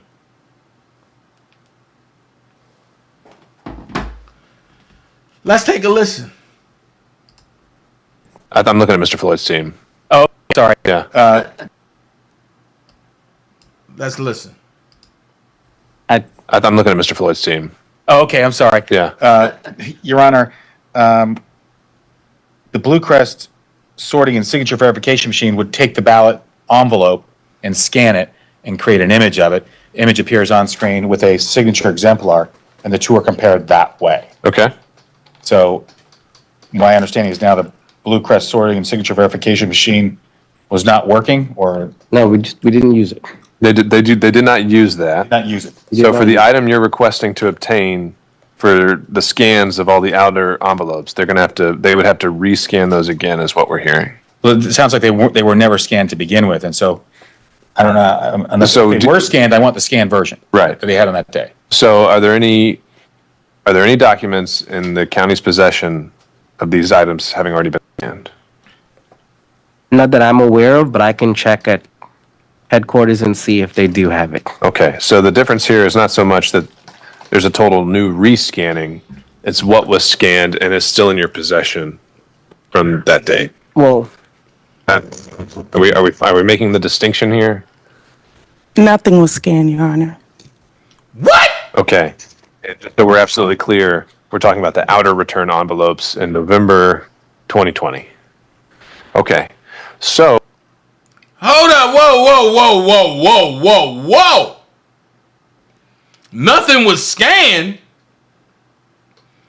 And Fani Willis is saying that it wasn't no election interference. What the? Hold on, hold. Hey, Hammer Time phone, hold on. Let's listen to that again. Hold on, y'all. I'm looking at Mr. Floyd's team. Oh, okay. I'm sorry. Yeah. Your Honor, the Blue Crest sorting and signature verification machine would take the ballot envelope and scan it and create an image of it. Image appears on screen with a signature exemplar, and the two are compared that way. Okay. So my understanding is now the Blue Crest sorting and signature verification machine was not working, or no, we didn't use it. They did not use that. Not use it. So for the item you're requesting to obtain for the scans of all the outer envelopes, they would have to rescan those again, is what we're hearing. Well, it sounds like they were never scanned to begin with, and so I don't know. Unless they were scanned, I want the scanned version. Right. That they had on that day. So are there any documents in the county's possession of these items having already been scanned? Not that I'm aware of, but I can check at headquarters and see if they do have it. Okay, so the difference here is not so much that there's a total new rescanning, it's what was scanned and is still in your possession from that date. Well, are we making the distinction here? Nothing was scanned, Your Honor. Okay, so we're absolutely clear. We're talking about the outer return envelopes in November 2020. God. Okay, so if nothing was scanned, that means that we don't even have a real cut election. What the heck? But hold on. It get worse for Fani. This is why I love the Constitution. Check this out. Tonight with demands from one of Donald Trump's co-defendants for the woman who crafted the case. This is The Six. I'm Blair Miller. And I'm Tori Cooper. Harrison Floyd wants Fulton County District Attorney Fani Willis tossed out. This is a picture of Harrison Floyd. He claims Willis illegally recorded a phone call with his attorney in a different state. Now, Floyd is the former leader of Black Voices for Trump and the only person to spend time in the Fulton County Jail in connection to Georgia's election interference case. Now, Atlanta News First political reporter Doug Reardon is live for us tonight outside the Fulton County Courthouse. And Doug, let's get right to it. Does Floyd have a legitimate argument here? Right, Tori Blair, we asked some of our legal experts about what their thoughts were on this case, and they gave us kind of an interesting answer. They aren't really sure. Georgia and Maryland have very different sets of laws governing when you can record a conversation and when you can't. So they told us this doesn't really come up all that often. She knows the rule. She broke it. It is what it is. Georgia election indictment defendant Harrison Floyd says the woman prosecuting the case, District Attorney Fani Willis, may have broken Maryland law when she recorded a call last year with one of Floyd's attorneys. It came to light last week when Floyd's Georgia attorney appeared on a podcast. Sorry. So are you saying that she illegally recorded a phone call? Oh, yeah, it's a felony in Maryland. Floyd, a former leader of the group Black Voices for Trump, is accused of pressuring two Georgia election workers to make false claims about the vote count in 2020. He has an ongoing unrelated case in his home state of Maryland. Unlike Georgia, Maryland is what's called a two-party state, requiring the consent of all parties to record a conversation. My lawyer's consent was not given. He wasn't aware that the call was being recorded. But experts say the law isn't as clear-cut as that. This is one of those things that just doesn't arise that much, especially with law enforcement and government officers. Emory law Acevedo says because Maryland requires the consent of all parties to record and Georgia doesn't, it's tough to tell who's in the right. Generally, law enforcement officials like district attorneys don't need permission to record calls, but it's not always advisable. By and large, we don't like district attorneys to record defense attorneys when they're talking to them. It chills the speech. This means any defense attorney now talking to Fani Willis or her office is going to think I might be being recorded. Right, and just one other thing that happened today as we were filing this story, you'll remember last month the judge's ruling here in Fulton County allowed District Attorney Willis to stay on that case despite some issues with defendants over a relationship she had with the top prosecutor on it. She submitted a filing today to the appellate court that might take up that appeal, asking them not to do that. She said it was already settled here in Fulton County. That's where we are tonight. Doug Reardon, Atlanta News First. Hold on. Because it gets better. I'm going to ask this question. I'm going to ask this question. If you body slam a federal agent, are you going to live to see another day?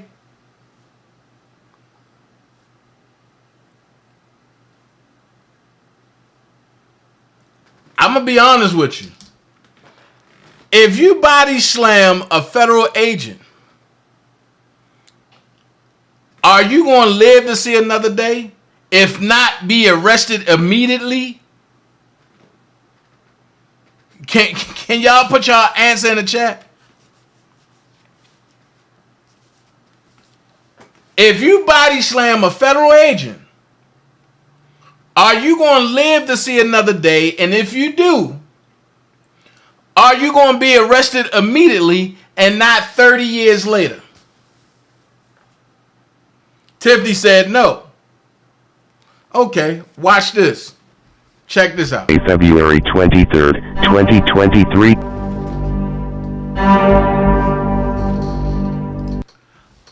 In a 911 call placed on February 23rd, 2023, Harrison Floyd claims two men aggressively approached him, refusing to identify themselves and becoming physical while he was holding his 2-year-old daughter.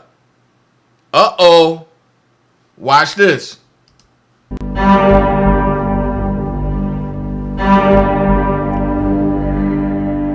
Harrison Floyd. All right, good. Tell me exactly what happened. So I was just accosted by two gentlemen. I don't know who they are. They followed me into my house from behind with their daughter.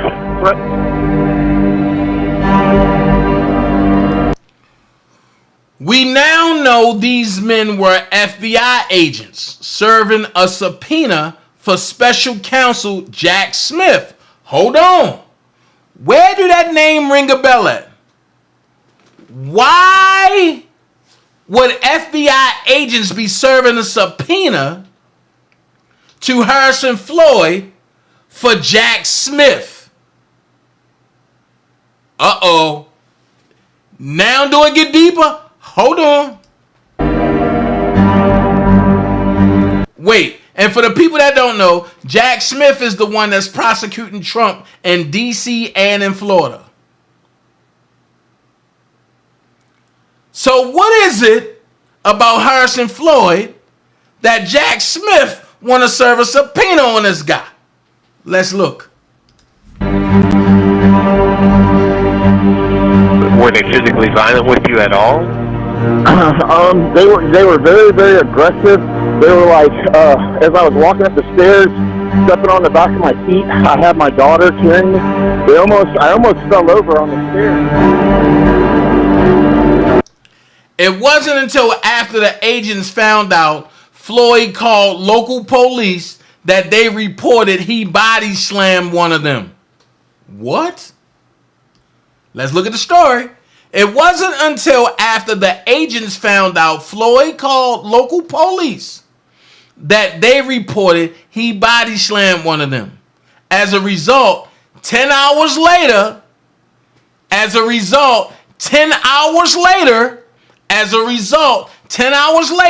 Harrison was arrested for misdemeanor assault on an LEO.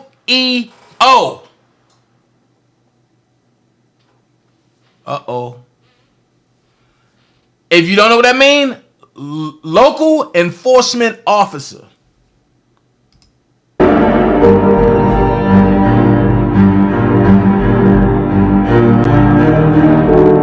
Did they claim they were with the FBI? No, they never said anything. They never identified themselves. They never, that I remember. I never saw a badge. I was coming across the street from the film to my daughter, and these two guys just rushed at me.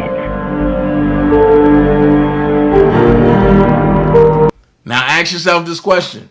If an FBI agent were assaulted, why wasn't Floyd arrested on the spot?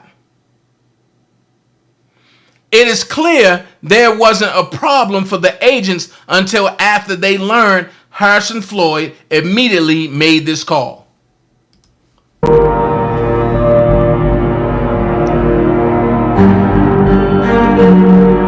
I worked on the Trump campaign, and people getting crazy. And I told them, I don't talk to anybody. If you have anything, take it with the House Judiciary. Now watch this. Now that we know Fulton County DA Fani Willis met with the DOJ and White House, this needs to be investigated by Congress. This charge is the reason she denied bond for Floyd. And he was the only co-defendant held in Fulton County Jail.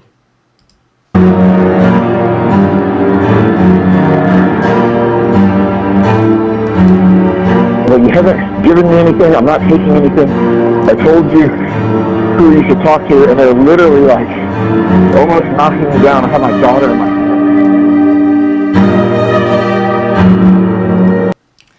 The case involving Harrison Floyd showed documented connections between Fani Willis, the DOJ, the J6 committee, and the White House.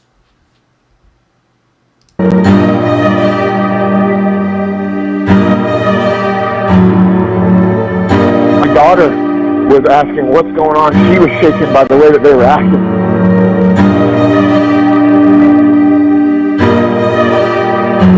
I don't know who those guys are, but they need to be fucking fired, or they need to be brought in front of me so I can kick their ass. Well, we do have Because what they do is the way not they're down. what we do in America. Preserve for our children this, the last best hope of man on earth, or we'll sentence them to take the last step into 1,000 years of darkness. So, February 23rd, 2023. Like I said, there's a lot of stuff I knew, I just wasn't able to talk at the time. So let's go here. Let's go ahead and let's address this. On February the 23rd, 2023, Harrison Floyd was subpoenaed and arrested by FBI agents at his apartment, and Representative Jamie Raskin's district. Fani Willis made an appointment to meet with Kamala Harris the next day. Raskin's J6 committee deleted comms with Willis. This charge is why Harrison Floyd was denied bond in Fulton County Jail. This is how you catch a liar by the tail. Watch this. I did not go to the White House. No, well, apparently I'm going to get the answer anyhow. There you have it. Next question. Okay. One of the other things I did was I did a open records for the White House access, and we had records that Ms. Willis and the mayor of Atlanta were at meeting with the vice president. Okay, and so this is the access history. How does that work? The White House keeps records of anybody that comes in and has any kind of official meeting, for sure? Yes, and my understanding is it's highly regulated who can access the White House, and so you have to apply in person or apply ahead of time, and then they give you a time when you make the appointment, and they give you a time when you're allowed to be in and when you have to be out by. And this record that's shown on the screen shows Fani Willis was a visitor with V. POTUS. I presume that's Vice President of the United States? Yes, it was. And what was the date of that back in, was that February sometime of 23? February 28, 2023. Is that before the indictment? Yes. When you went to D.C., did you go to the White House? I did not go to the White House. No. So she says she didn't go to the White House. Let's see.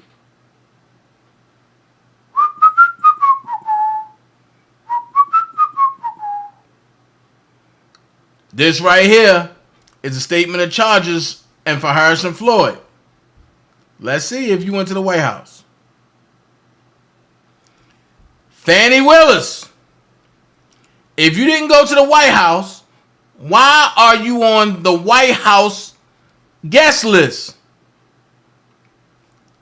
So the UIN, her UIN number, that's what they give you for a visitation number, is U33141. Appointment made 2/24/2023. Hold on, stop for a minute. Let me look at something. On February 23rd, 2023, between 1100 hours and 1130 hours, Federal Bureau of Investigation, FBI Special Agents. Okay, this Harrison Floyd, February 23rd. Now let's go back to Fani. You made an appointment on 2/24 at 16:50 p.m. Normally you got to wait 30 days to get in, but you got one 4 days later, Fani, on 2/28 at 18:53. Hold on, 12, 13, 14, 15, 16, 17, 18. So at 6:30 p.m., your appointment started at the White House. And it ended at 23:59. What the hell? That's a long time.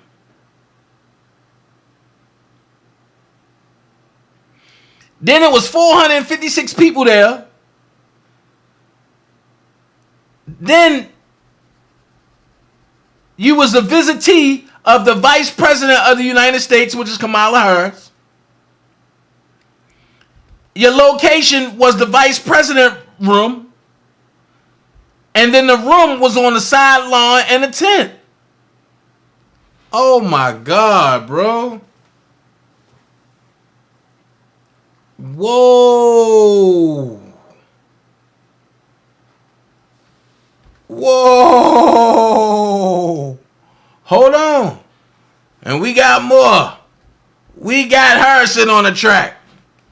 So it says breaking. Her words and actions consistently demonstrate a hate for white people and need to make this case about race. Fani Willis threatened with civil rights lawsuit over her racist comments against President Trump and the Trump defendants. So my question is this. Oh. See, this is why I love my crew. They went and found something else. Oh my God. Fani, they found you when you were skinny, Fani.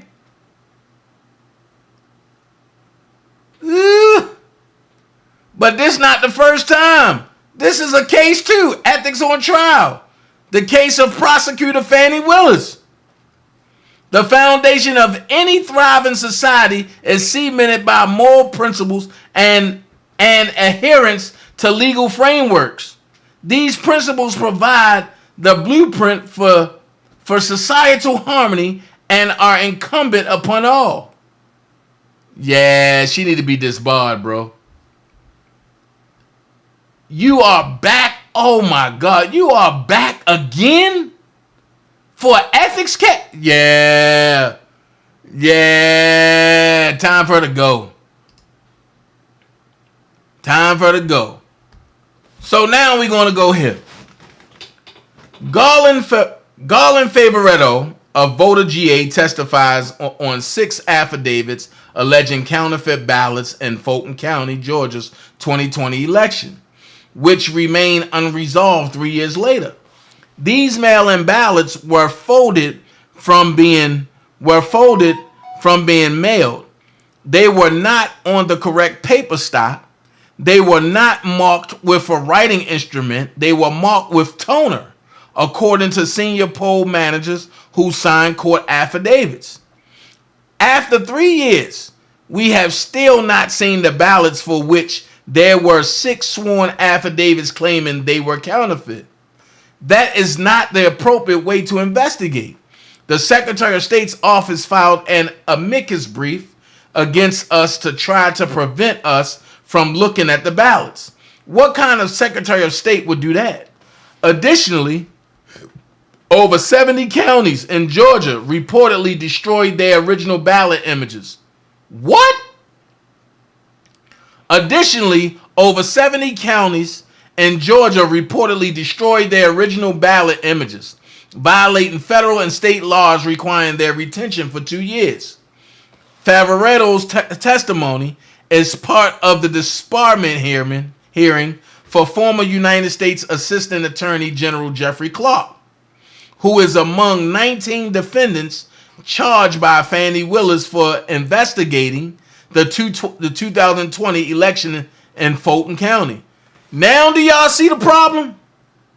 Mark Wingate, a Fulton County Elections Board member, also testified that he voted against certifying the 2020 election because the county failed to verify signatures on 147,000 mail-in ballots.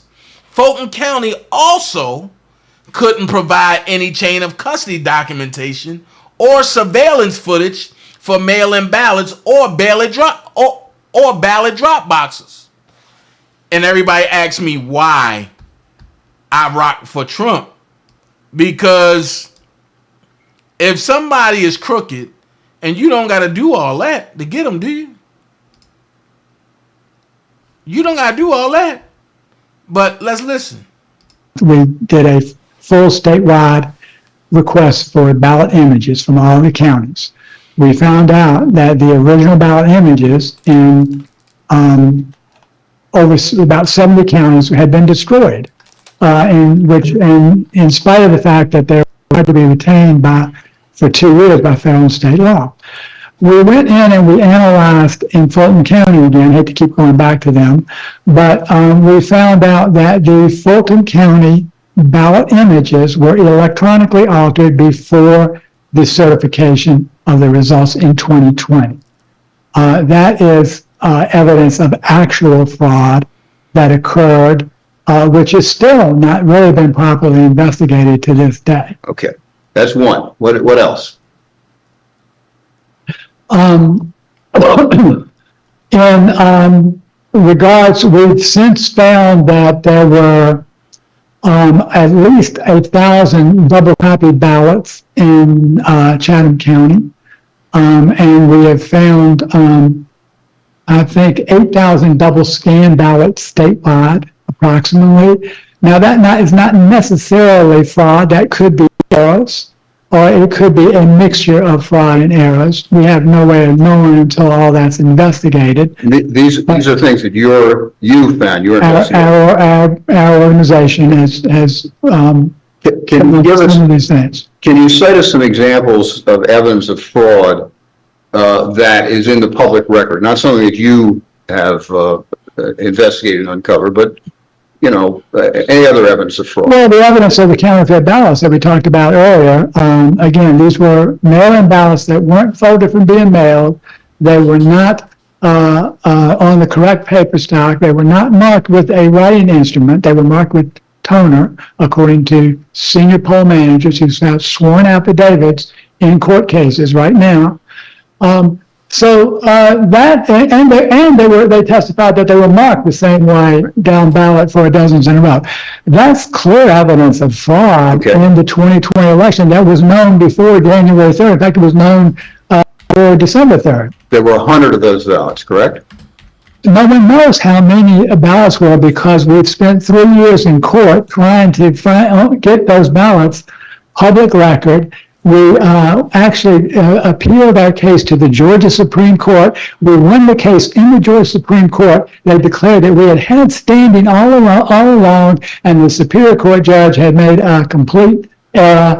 That case went back down. He then passed it off to another judge who we believed was too impartial. We filed a motion to recuse. So after 3 years, we had still not got to see the ballots that there were 6 sworn affidavits for that were counterfeit. That is not the appropriate way to investigate. And the Secretary of State's office filed an amicus brief against us to try to prevent us from looking at the ballots. What kind of a Secretary of State would have done that? Corrupt one, I guess. Well, that's your opinion, not mine. Oh!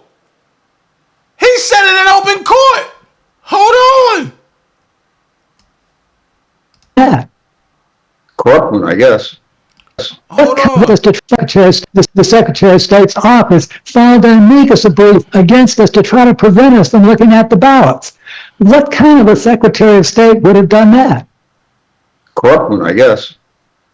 Well, that's your opinion, not mine.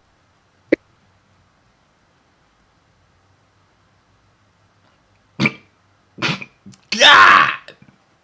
So, any other evidence in to go back to these ballots, the 100 ballots that you know about, because I'm drawing a blank on her name, Voles, was that her name? Susie Boyles? Boyles, I apologize. Who testified about those. Those are the ones that you know about, the 100, right?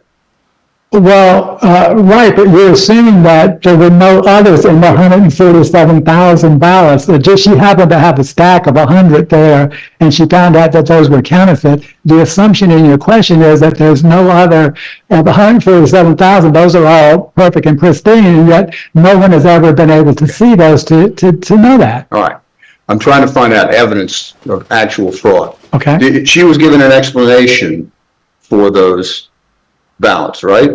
No, no one has ever given her an explanation. In fact, we tried to have her testify in Crowley v. Rattensburg, but no one has ever given her a satisfactory explanation. There's been no public release of the ballots so that we can see them. It's all been a cover-up. All right, but on pause on your word satisfactory explanation.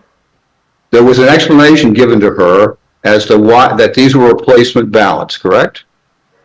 No, that's not possible that they could have been replacement ballots.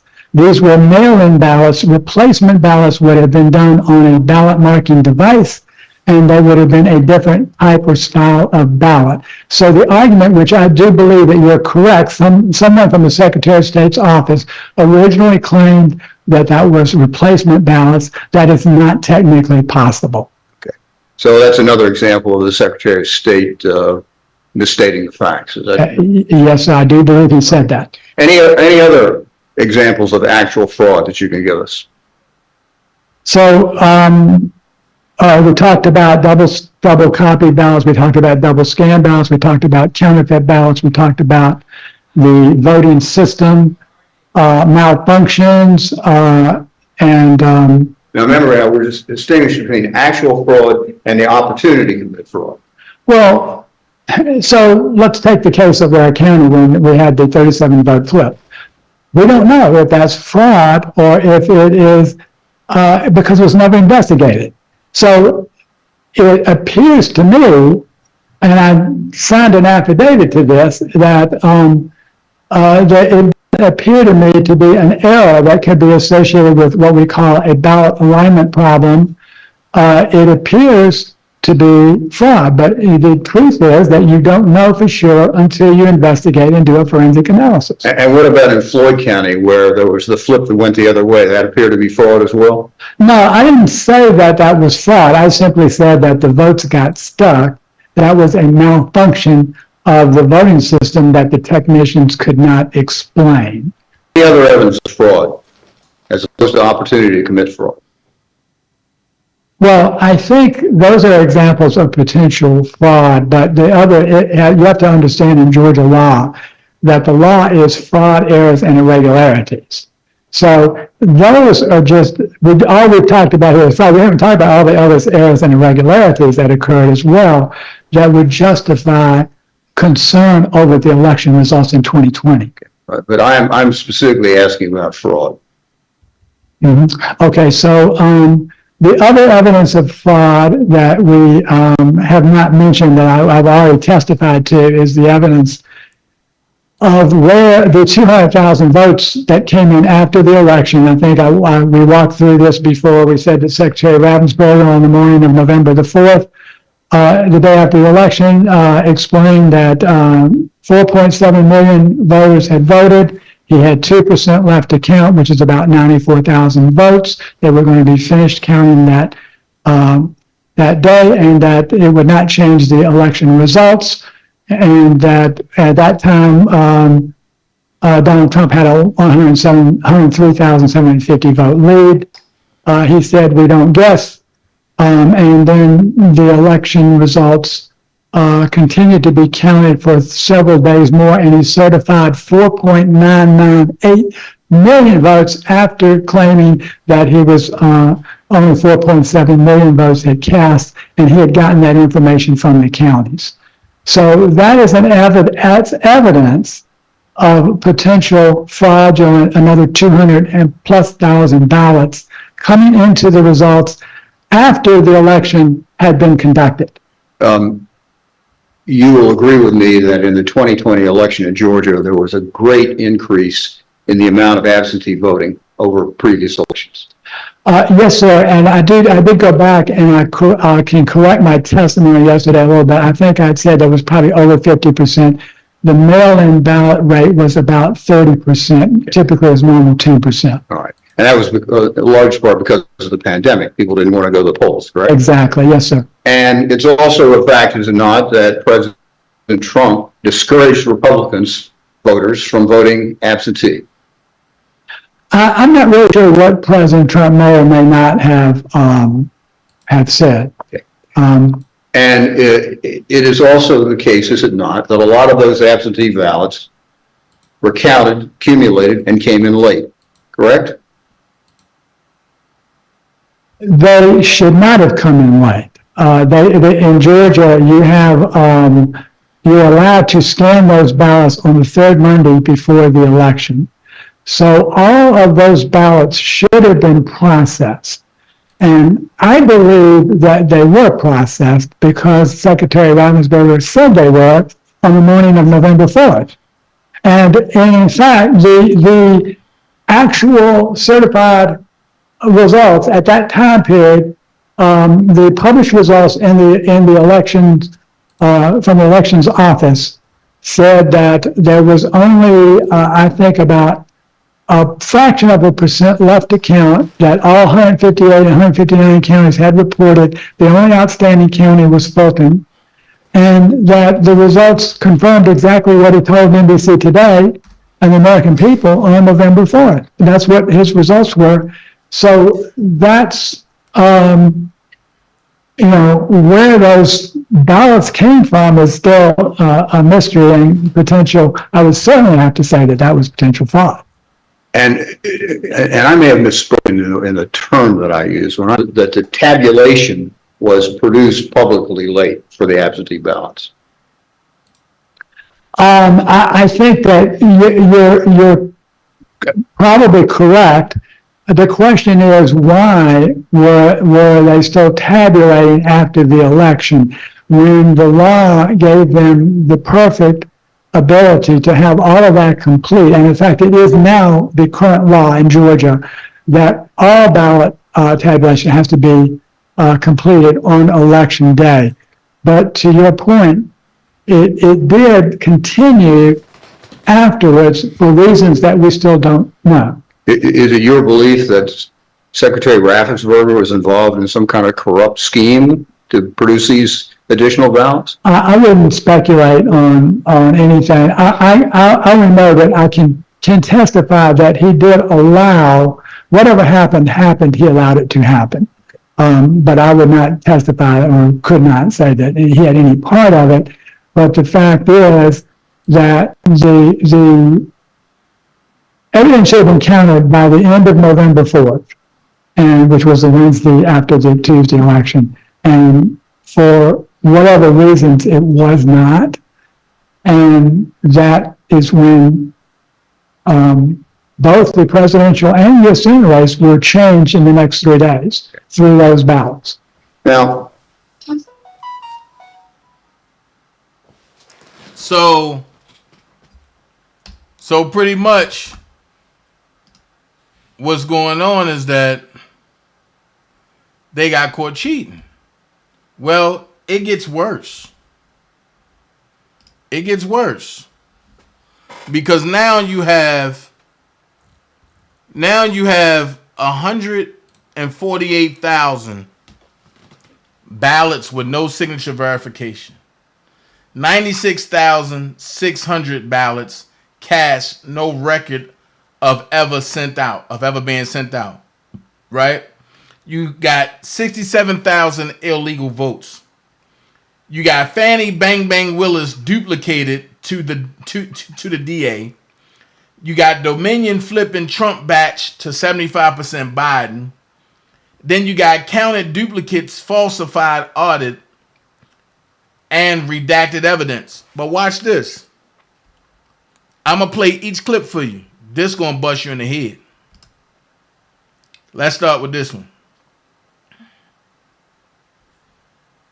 So we went and we did the same kind of look at in Georgia.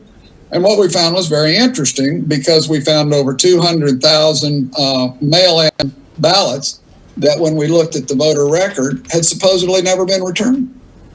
And yet they were voted. Now, about half of those ultimately got purged, but about 96,000 of those were never marked returned, and yet they were voted. And we have seen that in other areas of the country because it's very easy in the Dominion system to assign a person to a mail-in ballot inside the system itself. Sir, that's one possible explanation. May I just interrupt with one question? To assign it that way would, of course, be fraudulent, wouldn't it? Of course. Yeah. Yeah, you have no idea. You just have a ballot in the adjudication file, for instance, and you decide to vote it, and you assign it to a voter. How many times, approximately, did you find? There were about 96,000 of those that we found in, I think 96,600 was the exact number of mail-in ballots that were voted, but were never actually shown as received back by the county. Well, I think, is there anything else you would like to point out? I think that's pretty complete. I think that's pretty much got it. So there's 96,600 votes that were counted, never received, and assigned somewhere. And these would have to be considered illegal votes, wouldn't they? Right. And by the way, I would say this was not just mere oversight by one or two counties, because we saw this pretty much across the board. And so this was an across the board problem. And we also saw a couple other interesting things. We noticed that sometimes the ballot was actually shown as being voted before it was received back. There was a receive back date, but it was voted before the county received it back. How could that be possible? Well, you'll have to explain that one to me too, because it's not supposed to be that way. Okay. We also. That's one clip. We went through the voter rolls and we recognized that just based on residency, there were 364,000 ineligible voter records. So with that as a premise, I went to go and meet with Secretary Raffensperger, and here's where things get interesting, because he had already certified the election November 20th. I went and met with him December the 16th. And in that meeting was Secretary Raffensperger and many of his staff and others. And we talked about what True the Vote was helping Georgia citizens do by way of filing these elector challenges. And I said, you know, this is a huge number, and it's going to leave a mark, and I'm just letting everybody know it's coming. And Secretary Raffensperger, I'll never forget it, pulled out a piece of paper, kind of back on the napkin, did a little bit of quick math, and said, yeah, 364,000, about 14% of Americans move every year. We haven't been able to clean the rolls because of this lawsuit. So yeah, that sounds about right. That's about how many ineligible records there are. But what they didn't do in certifying and recertifying all of the audits and all of the things, all of the great efforts that they say they went through, they never went back to look and see how those 364,000 ineligible voters voted. And so now what we know is that 67,000 of them did vote. Flash forward, he's on that call, the fateful call between Secretary Raffensperger and President Trump and others on January the 2nd. And on that call, he knew, because we had just had the meeting 2 weeks previous, he had already affirmed our methodology, affirmed our numbers, and Steve, what's more, told me, sounds about right. You know, the GOP should have been doing this all along. So it was a cover-up. And when hold on. Is it like on this vote right here? We've got this. Tell me who name you see pop up on here. Watch this. And this is the breakdown of the fraud. Watch this. But tell me who name you see pop up. Is it like on this vote right here? We've got this exact same little tail that shows on both of them. And if you think that maybe that's, you know, if you think that maybe that's just a, you know, a mistake or you know, or just a coincidence, here's the next one that shows, you can see Republican is written there, Republicans written there. This is ballot 61. This is ballot number 2. And then each one of them even has this little dot in the Fani Willis. Okay, and do you have more of those? We have the entire batch. There's 62 images in here total, and I didn't even get a chance to go through all of them. But these are the most obvious ones, where it's clear that it's the same. This one's got the little tail on the side.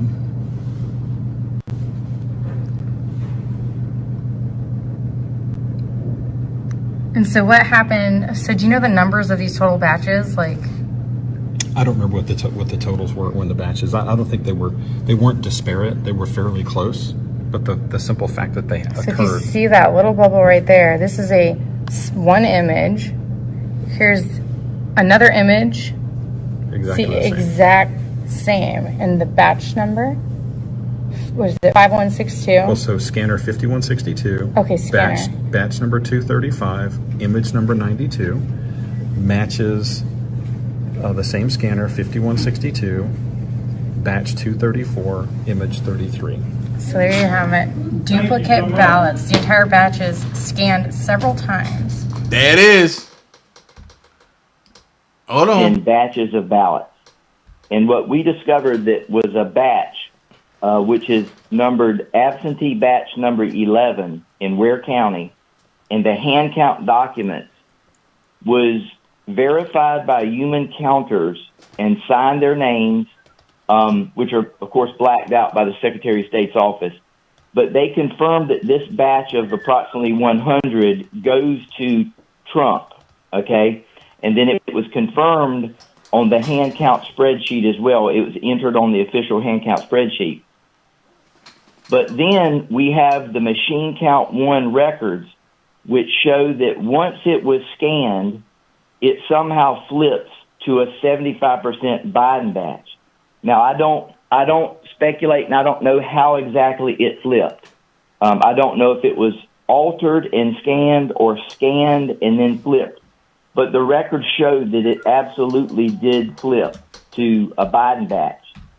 So once it flipped to a Biden batch, somehow something or someone reproduced that batch, scanning it twice.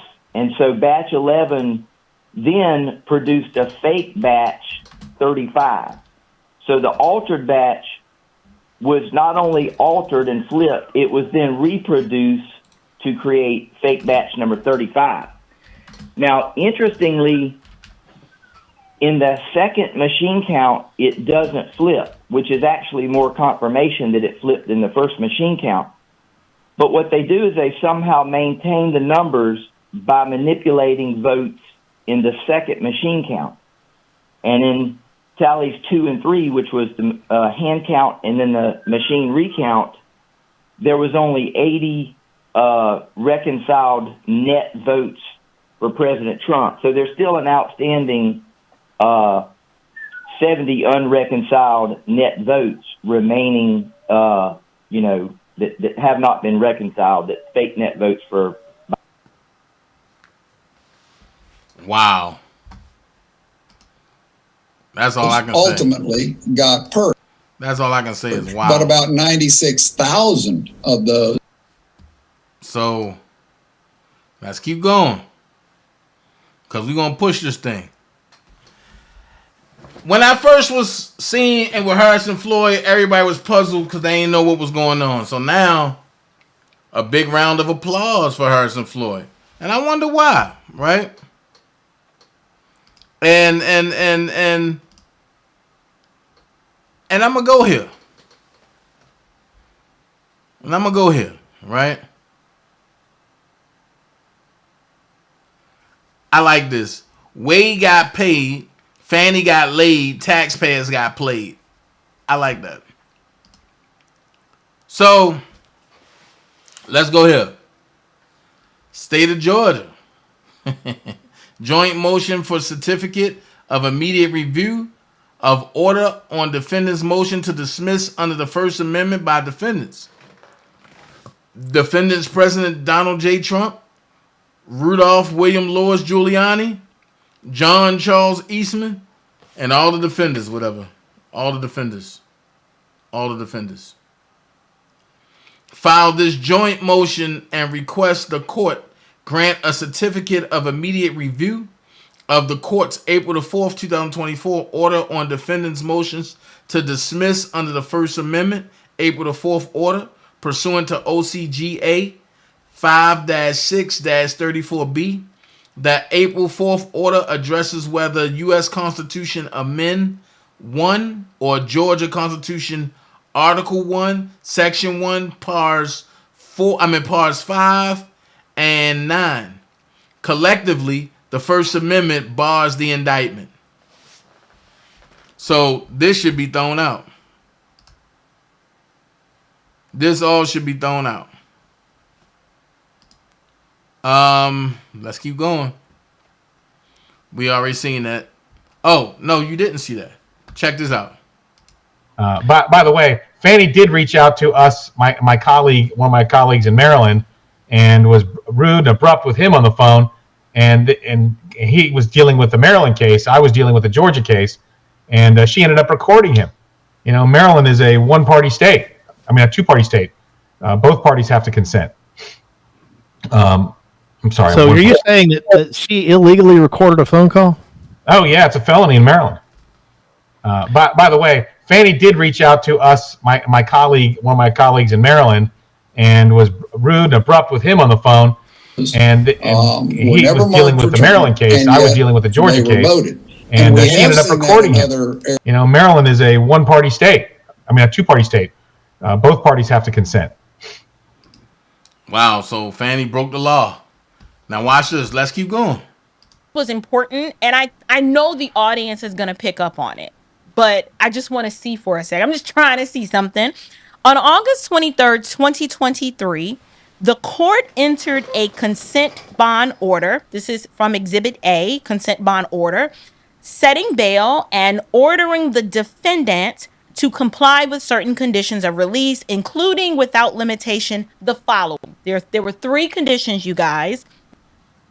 A defendant shall perform no act to intimidate any person known to him to be a co-defendant or witness in this case, or to otherwise obstruct the administration of justice. The defendant shall not communicate in any way, directly or indirectly, about the facts of the case with any person known to him or her to be a co-defendant in this case, except through his or her counsel. And then C, the defendant shall not communicate in any way, directly or indirectly, about the facts of this case with any person known to him or her to be a witness in the case, except through his or her counsel.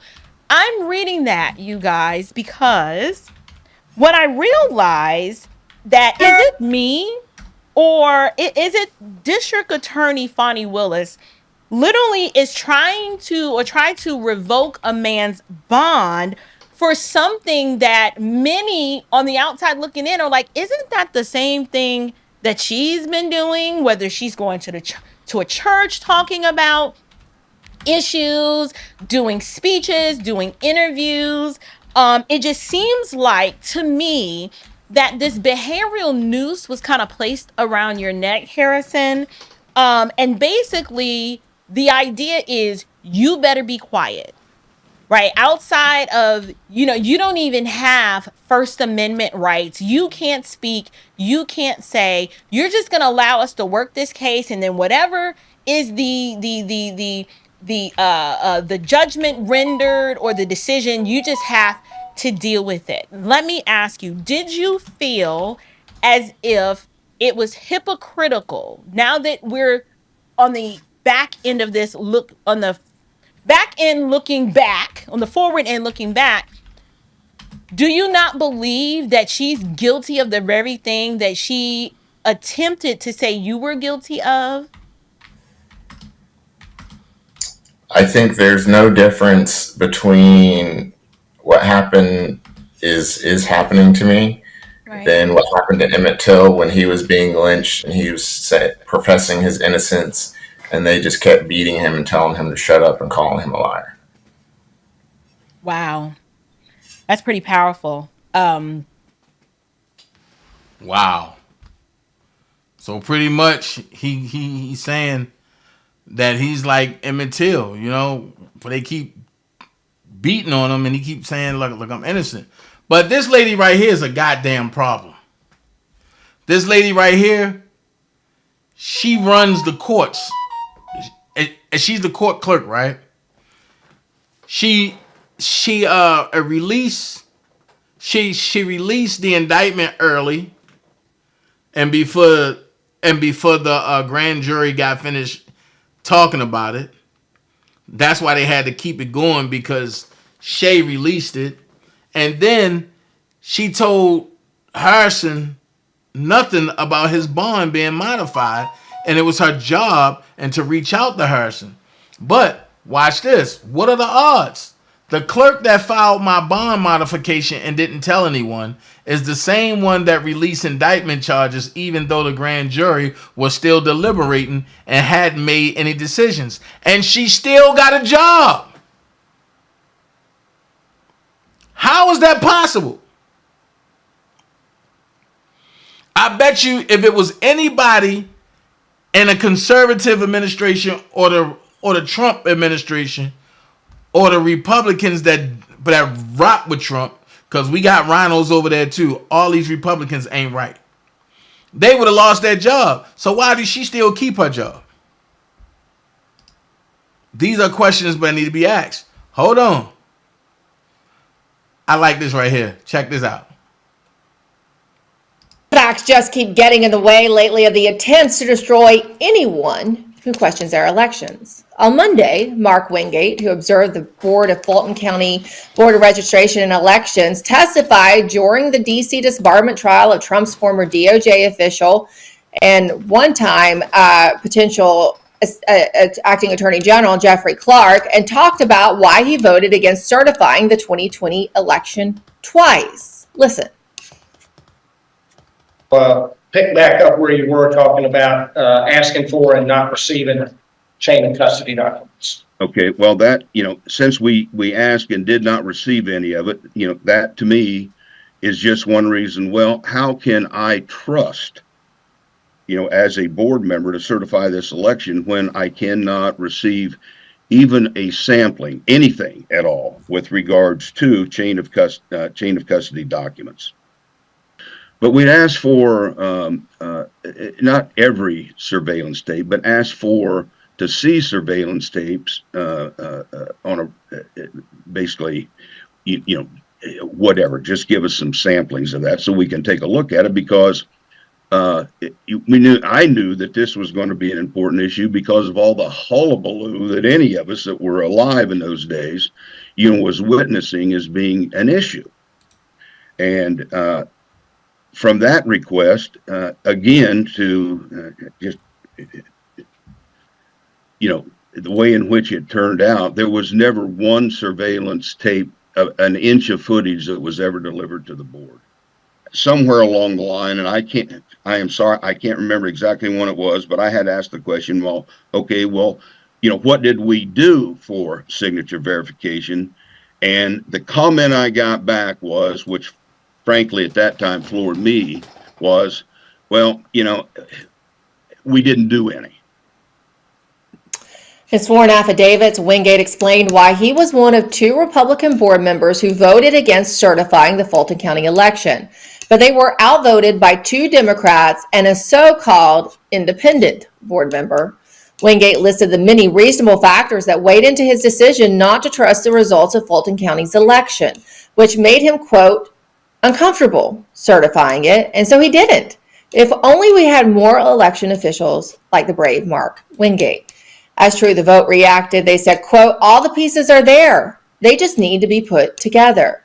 Then the voting rights group shared documentation from the county attorney's office that indeed the surveillance videos of Georgia Zuckerberg's boxes had gone missing.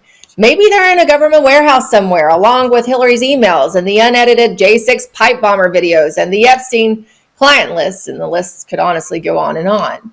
So this is all just a big mess for Fani Willis' supposed racketeering case against Donald Trump, which alleges that Trump and his co-defendants, like current Trump RICO defendant Harrison Floyd, engaged in a plot to illegally and illegitimately challenge the Georgia election results. Well, Floyd is shot back by challenging Fulton County DA Willis's appointment of Nathan Wade to even bring charges against Trump as his defendants, arguing she did not follow proper procedures herself. As attorney Phil Holloway noted on X, this is more bad news for Fani Willis because Floyd said that Willis needed a referral from the state election board, which she didn't get. As you probably know, the motion to review Fani Willis's oversight of the Trump RICO case is now pending approval. The bottom line is that Trump and his associates were justified in legally challenging the 2020 election results in Georgia for many reasons. And Fani Willis's RICO case is fraudulent and likely illegitimate, just like the 2020 election. As Trump RICO defendant Harrison Floyd pointed out on X, over 30% of Georgia voters are black. Signature verification was not done on over 147,000 mail-in ballots. Chain of custody wasn't maintained and scans of ballots were destroyed.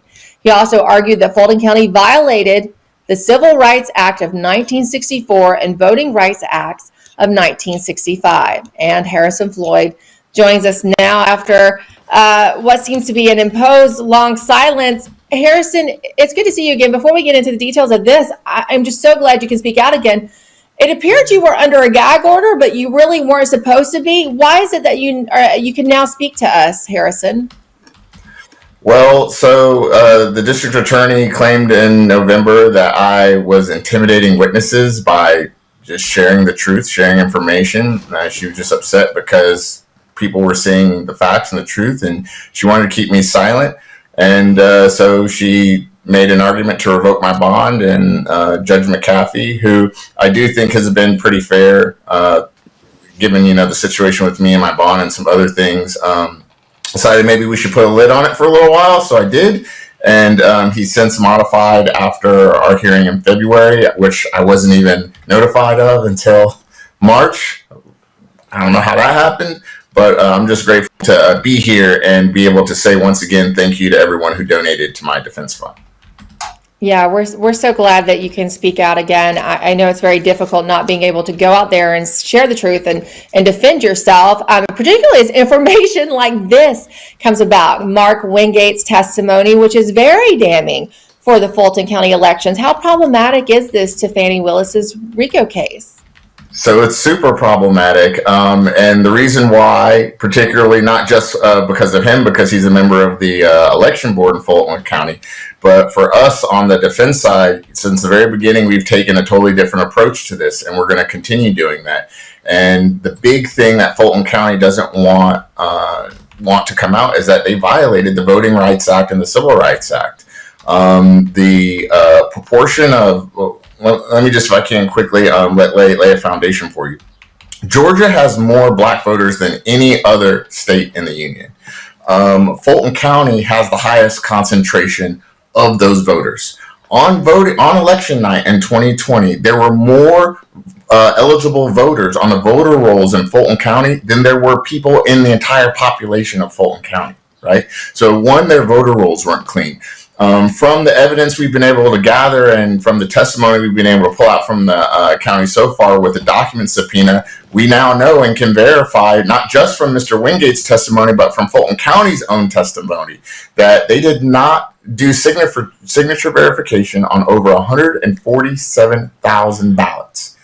Vice President Biden only won by a little over 11,000, right? So there's a huge discrepancy there. They also did not provide property chain of custody for the documents. They didn't do their due diligence in the surveillance. And they also, every ballot, right, that gets tallied and counted, they have to have a scan image of it. Those were destroyed. So there's multiple violations of state law that have a desperate impact on a high concentration of black voters. And, you know, we often hear, particularly the Biden Department of Justice, reference those two statutes that you did, the 1964 and 1964 laws there, because they employ them a lot when they're going after Republicans. So why aren't they crying about it this time? Because that is one of their, you know, their two favorite laws to take and go out and you know, do lawsuits across the country. Right. Well, I think you hit the nail on the head there, Emerald. The biggest problem with the 2020 election is not the election deniers. It's two parts. One is the people who cried foul in 2016, right, who said there was a problem with the election, but now because of their guy won, they're okay with the results and they want to say that the election was clean. You know, that's just not right. That's just not fair.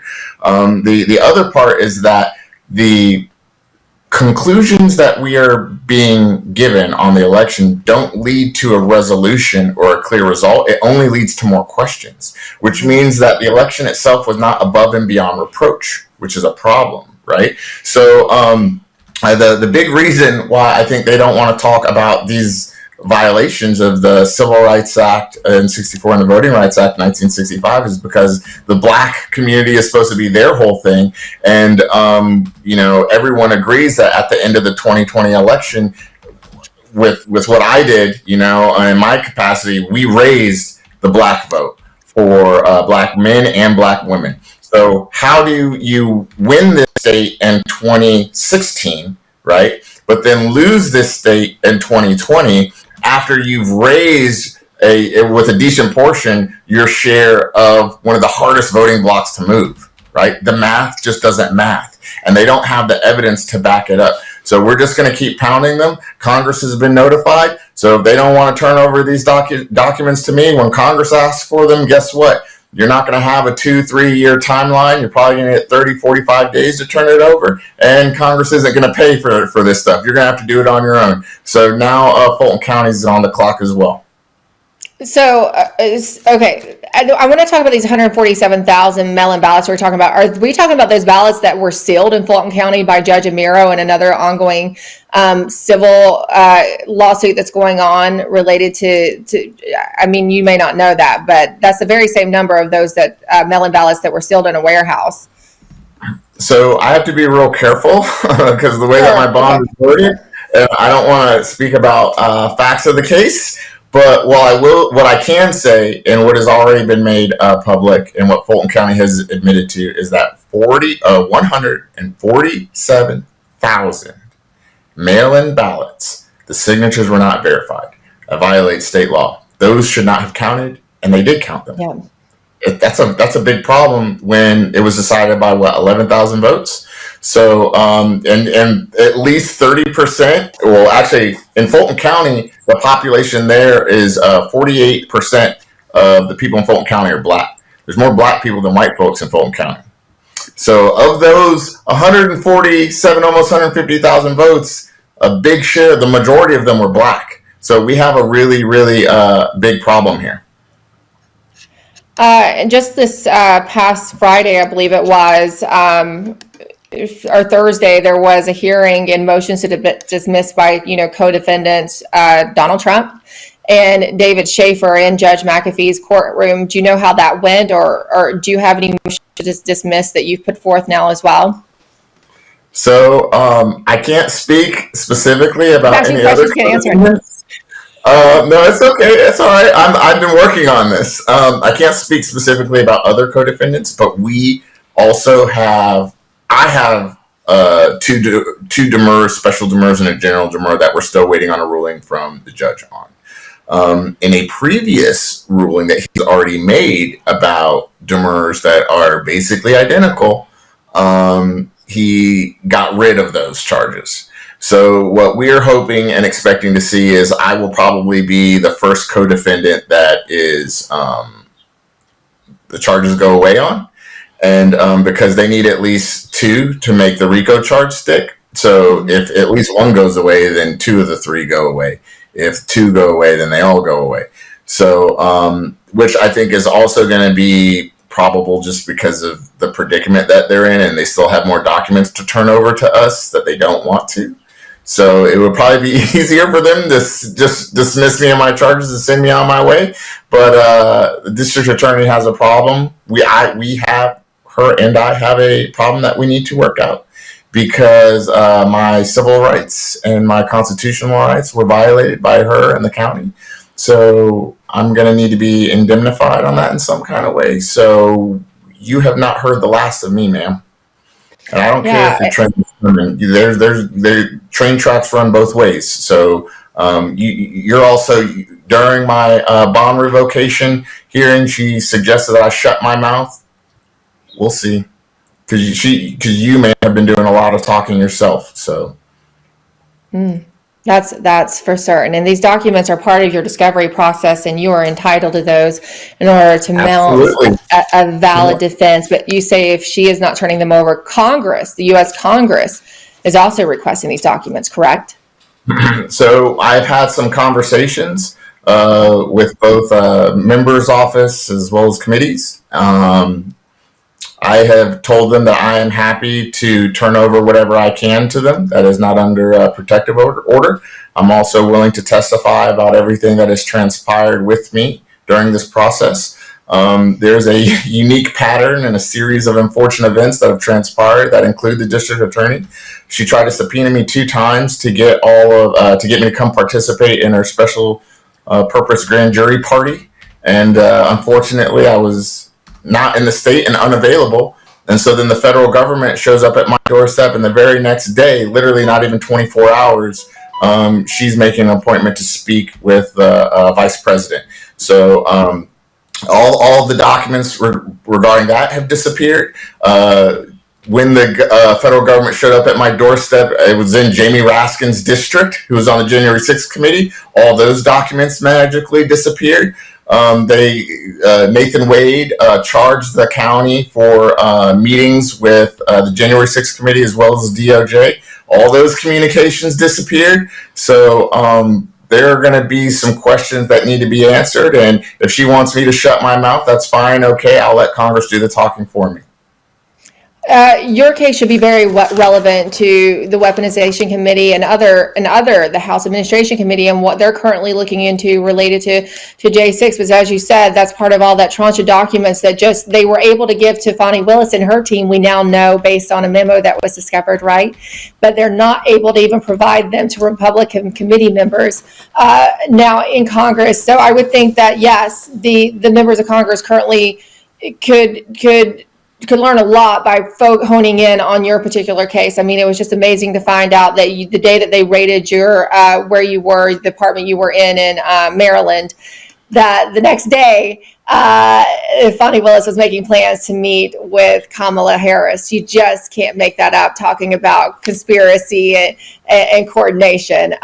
It's just amazing. Well, Harrison, we're so glad to talk to you. I don't want to ask you any questions that get you in trouble. I think you did a good job of probably keeping it into the parameters that your legal team would agree with. But is there anything you would like to leave our audience with else that you think they need to know about your case or just the RICO case in general? Yeah, so I think what's really important is that as more information comes out, that everybody remains civil. No one needs to harass anybody, try to get violent, and we certainly don't need to try to organize, because we saw what happened on January 6th. We need to get our elected officials to encourage them and raise our voice for them to do their job. There's that. Another important thing is that the same systems, processes, and procedures are still in place, not only in Georgia, but also in other states. So we need to make sure that our elections are secure in 2024. And I've launched a project. It's called, I'm working with a nonprofit it's called the Statesman Project. So you can go to statesmanproject.com. And our goal is to help activate, educate, and litigate. We want to educate using technology, grassroots activists and citizens on what to do if they become victims of lawfare and how to engage in civics a little bit better. We want to litigate cases that have a broader impact than just an individual one. So we want to support people, helping them with bail and legal assistance. But most importantly, we want to be able to stand up and activate a legal brain trust, if you will, of great lawyers who can look at these things from 1,000-foot perspective, because when the election happened in 2020, everybody was scattered. And so we really didn't know what to do, where to go. And we want to be able to guide that in the right direction. So I'm just trying to use these unfortunate circumstances that I've been blessed with by God to try to turn these lemons into lemonade. So if anybody needs any help or assistance, please don't hesitate to reach out. And we're going to win. Don't worry. They're caught. We got them. We just got to keep pressing forward. I'm endlessly amazed by your perseverance, Harrison. And I think that organization that you mentioned that you're working on is a very needed one in the day and time that we're in. And you certainly now learned a lot of lessons that you can impart to anyone who might go through similar circumstances in the future. And I want to remind our audience that if you would like to help Harrison, you can continue. You can want to support his work. You can consider donating to his legal defense. There's a Gifts and Go account that says a judge denied him bond because he was a flight risk. But your contributions do make a difference. So Floyd just got a big victory, as you heard him say, and the judge modifying his bond. So now he's free to work for the Trump campaign for the 2024 election and do the other endeavors as he mentioned. Thanks so much, Harrison. It's so good to see you. Thank you so much for sharing that. It goes a little bit goes a long way, and I really appreciate you, Emerald, for not only telling people about my story, but continuing to provide a platform for me to help people stay informed. So thank you very much for having me. Wow, that was a decent interview. That's real interviewing. But check it out. He have a platform that he opened up. Hey, Miss Darlene, thank you for being a member.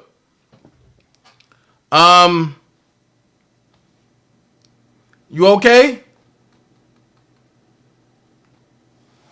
I appreciate you. He have a platform, right, called the Statesman Project. And about us, we educate, we litigate, we activate. The Statesman Project is a project of BBTA, Inc., a Delaware not-for-profit corporation operating under IRS Code Section 501c4, not C3, C4, for educational and social welfare purposes. Contributions are not tax deductible. Contributions are not tax deductible. Statesman Project is a veteran-led nonprofit organization dedicated to advancing justice through strategic litigation This includes identifying, funding, and supporting legal actions that aim to uphold democratic principles, educate citizens on their civil rights, and ensuring transparency in governance. Our Impact Fund focuses on constitutional and civic justice by strategically engaging in legal interventions to address systematic issues affecting constitutional and civil rights. The activity is conducted at various levels digitally, spanning local, regional, and national scopes. Depending on the nature and scope of the legal cases supported, Statesman Fund operates digitally across jurisdictions to address political and civic issues wherever there is a need for strategic litigation. Our work. Approximately 40% of our total time is allocated to strategic litigation activity. This includes case identification, evaluation, collaboration with legal teams, public engagement, and advocacy efforts related to constitutional and civic justice. 60% is spent on educating citizens on constitutional, civic, and legal rights. Our mission is to educate. Use technology to educate citizens on civil and non-constitutional rights. Litigate. Strategically challenge immunity shields and pioneer new ways to hold prosecutors accountable. Activate. Ensure equal protection under the law by providing financial aid and access to a network of legal experts to citizens targeted by lawfare. Info. If you want to contact us at info@statesmanproject.com. You know, and that was about us. Now we have a fund. Our fund, right? Lawfare has become a powerful tool to silence critics, influence legal precedents, and reshape society norms. Prosecutors are rarely held accountable for violating citizens' civil and constitutional rights due to prosecutorial immunity. If we, the people, must follow the law, then the government must follow the Constitution. Our fund is for strategic litigation, focused on constitutional and civic justice. This includes identifying, funding, and supporting legal actions that aim to uphold democratic principles, protect civil rights, and ensure transparency in governance. The fund strategically engages in legal interventions to address systematic issues affecting constitutional and civic rights. We support legal activity conducted at various levels digitally, spanning local, regional, and national scopes. But I read all that. I read all that for you. So we got a little media side. Statesman Project, Rockville 911. This is the 911 call. 4 police reports contradicts. Everything is here. Trapped in a RICO. Black kryptonite. The problem Fani Willis never saw coming. So that's all you gotta do is click on it. Once you click on it, it's right there.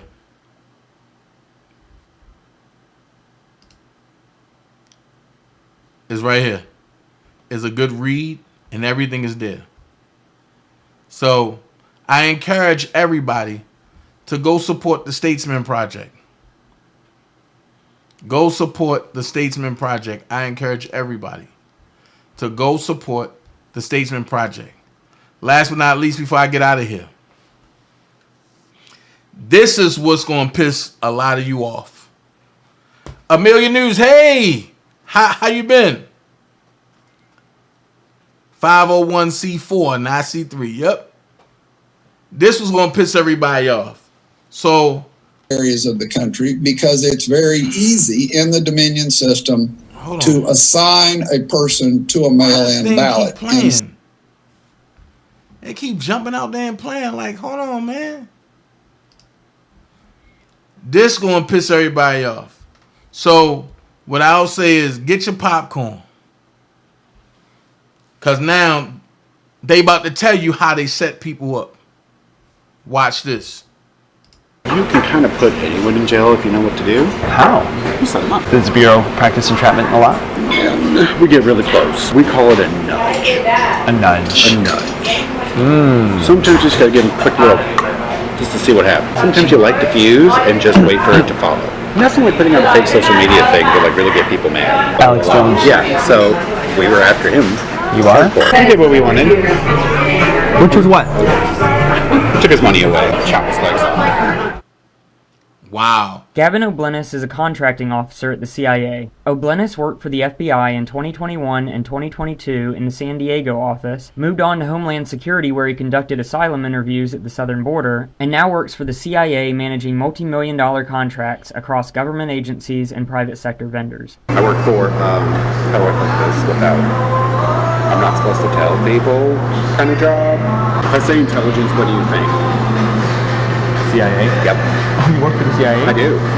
That's incredible. I'm a contracting officer. That's amazing. So I deal a lot with like different agencies. We're contracting with like Director of National Intelligence to do stuff. We do Navy, Army, any of them really. I just FBI. I used to work for the FBI, so they threw the FBI at me. They're like, here, you used to work there. Oh, I'm permanent. I'm good. Yeah. Good. Well, why do they call it contracting? Because I do the contract. I do all the legal contracts. I fly out to vendors and evaluate them. I love the agency. Good for you. I like the Bureau too. The Bureau was a lot of fun. I got to do a lot of cool stuff with the Bureau. I was the guy in the back of the truck in the van. O'Blennis spoke to an undercover Sound Investigations reporter about his work experience involving near entrapment and his employer's involvement with political commentator Alex Jones's legal battles. As long as the Bureau is able to progress far enough to be able to put pro-lifers in jail whenever they want. Yeah. You think that's on the agenda? You can kind of put anyone in jail if you know what to do. How? You set them up. You create the situation to where they have no choice but to act on their impulse. And once they act on that impulse, then we call that entrapment. It's a fine line. Does the Bureau practice entrapment a lot? We get really close. Not officially? No. We get as close as we can. We get as close as we can to it without doing it. So they can entrap some of these pro-lifers into doing things that they don't... Depending, yeah. We call it a nudge. A nudge. A nudge. Sometimes you just gotta give them a quick little, just to see what happens, right? And how does that happen? You put a post out there, or you have someone fake profile, say something that triggers, that we know is going to trigger them, right? Like we already know your history. If we're to that point, we already know everything about it. So we're like, oh, this will piss them off. Oh. Sometimes you light the fuse and just wait for it to follow. Right. Like a rally, like a, so when a rally happens, that's sometimes the Bureau behind it? Yeah, sometimes. Nothing like putting on a fake social media thing to like really get people mad. Mm-hmm. Post fake news. Sometimes it's it's not fake. It's embellished a little bit. Who would be like a big influencer that you're after? You're like a, I don't know, like I don't even know these names, like a Fox News person or like a Tucker Carlson or like... Oh, I'm sure he's on the radar, right? You always want the biggest and loudest. Like that, what was his name? The one that said Sandy Hook didn't happen. Alex Jones. Yeah, so we were after him. You are? Are you still after him? Yeah. Why? Because he's broke. He got found guilty and had to pay like $100 million. So why were you after him? We're not anymore. Just to get the money from him? Yeah. Was that court case used? Was that a CIA Sure it thing? was. That was the agency thing? Well, actually it was a defamation case. So it's a civil, not government. But we were looking at all of his followers, commenting, following, like, who's that going to lead us to, right? So even though it's technically not our, well, not the agency definitely, but the Bureau, for instance, yeah, that's not our purview. It's a civil matter.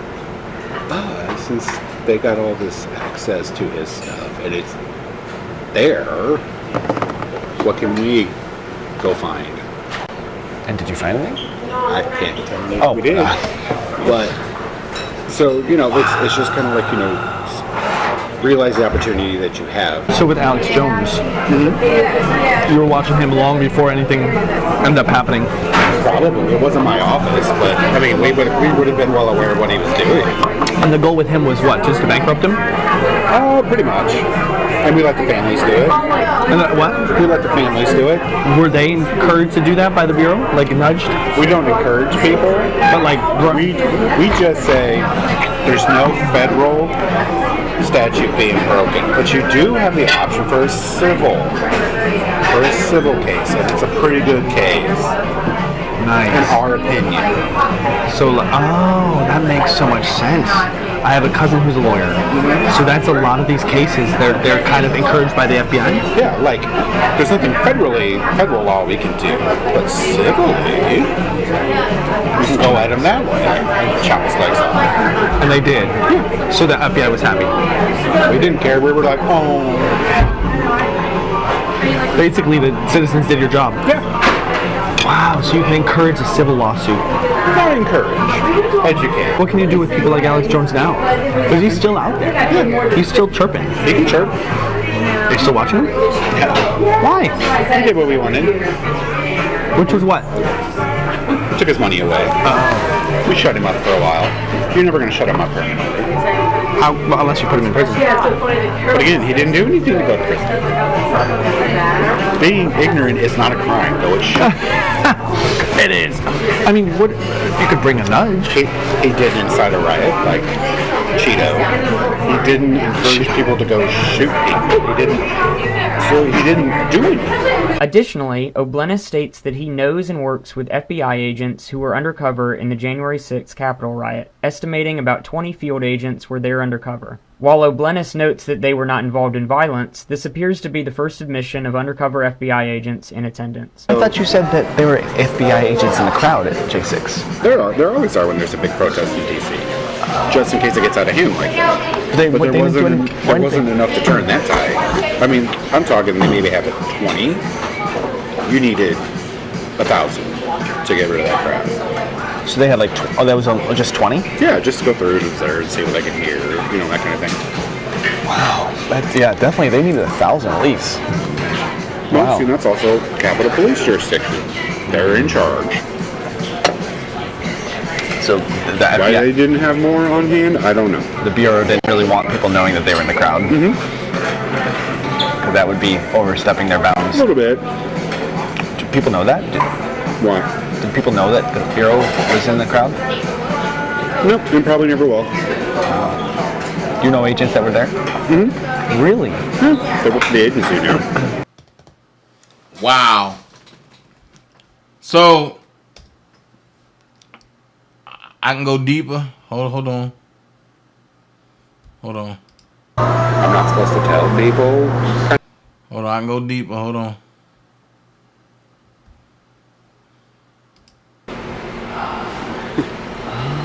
You create the situation to where they have no choice but to act on their impulse. And once they act on that impulse, then we call that entrapment. It's a fine line. Does the Bureau practice entrapment a lot? Yeah, we get really close. Not officially? No. We get as close as we can.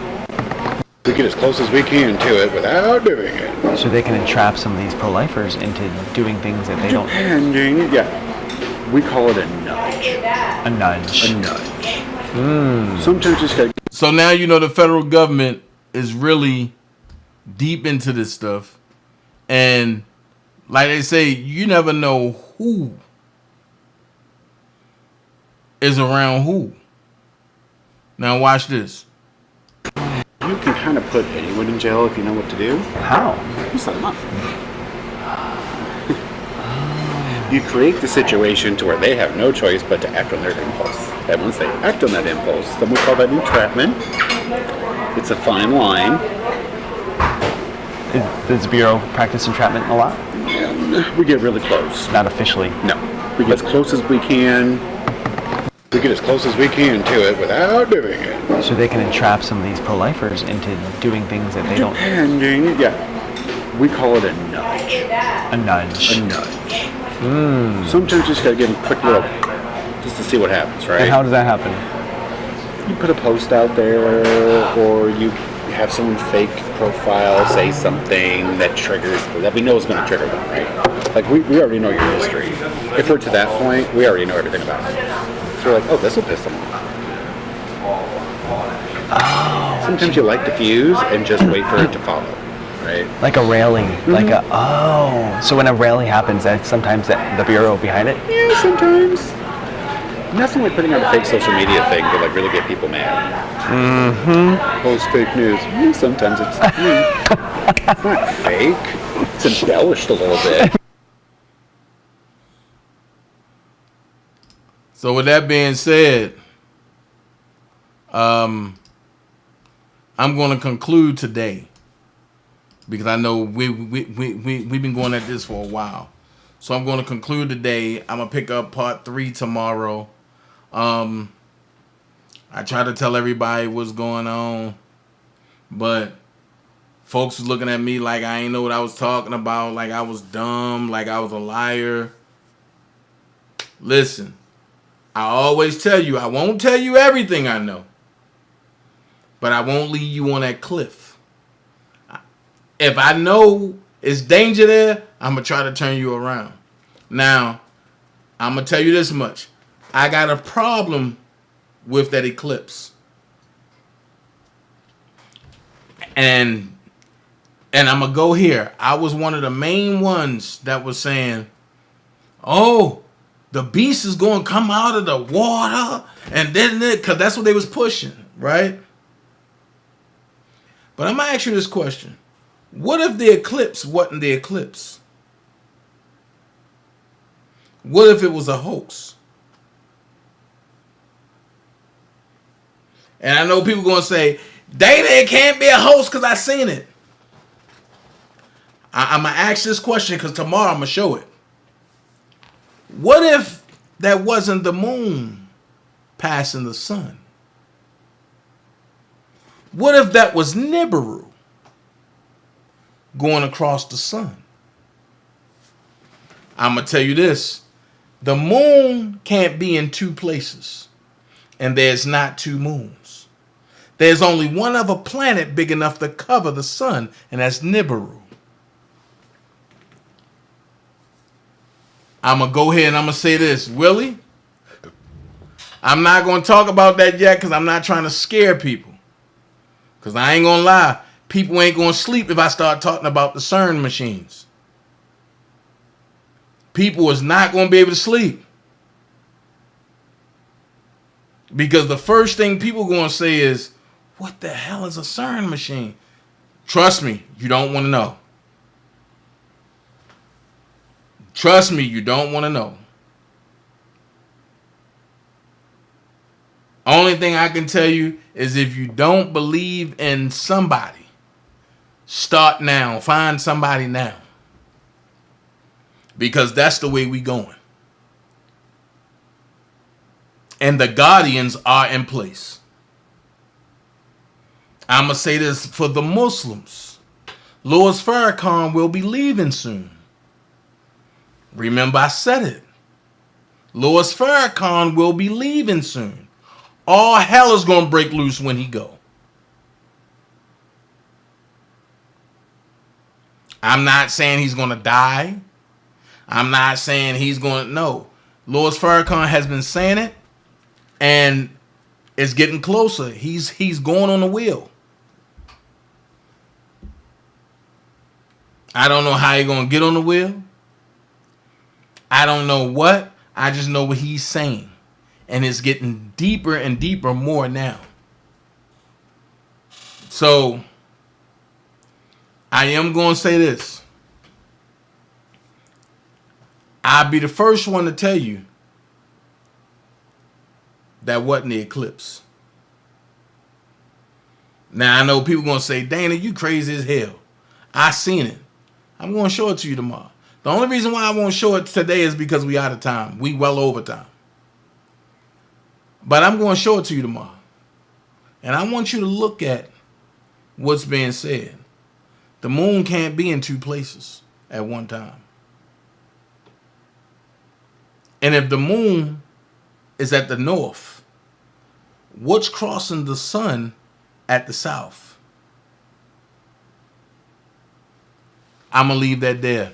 Y'all have a good night. Love every last one of y'all. Without y'all, there wouldn't be no me. And remember this. Hold on, wait a minute. Because I knew somebody was going to jump in. Judah said, tell it. No, man. You're not going to have these people scared. The news stations are involved in the color code. They are into CERN. You spelled CERN wrong, Judah. It's CERN.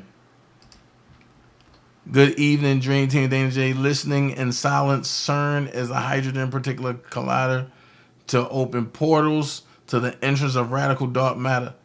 I know what it was, Queen B. I just wasn't trying to scare these folks. I wasn't even trying to scare these folks, but I knew what it was. I got the photos of what came out of the CERN last time they opened it. But listen, you don't have to be great to get started, but you have to get started to be great. Be someone important. Be yourself. And until next time, until next time, I said next time, you be killing me, but I'm listening to data. You and interested in I try to be, but I'm just trying to give people truth. You know what I'm saying?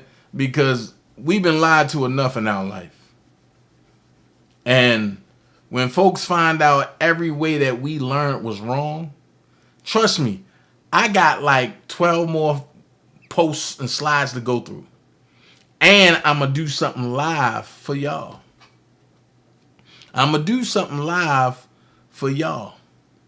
See, watch this. look, Queen B said I wasn't. No, Queen B, don't. Lexington said the moon was definitely never located.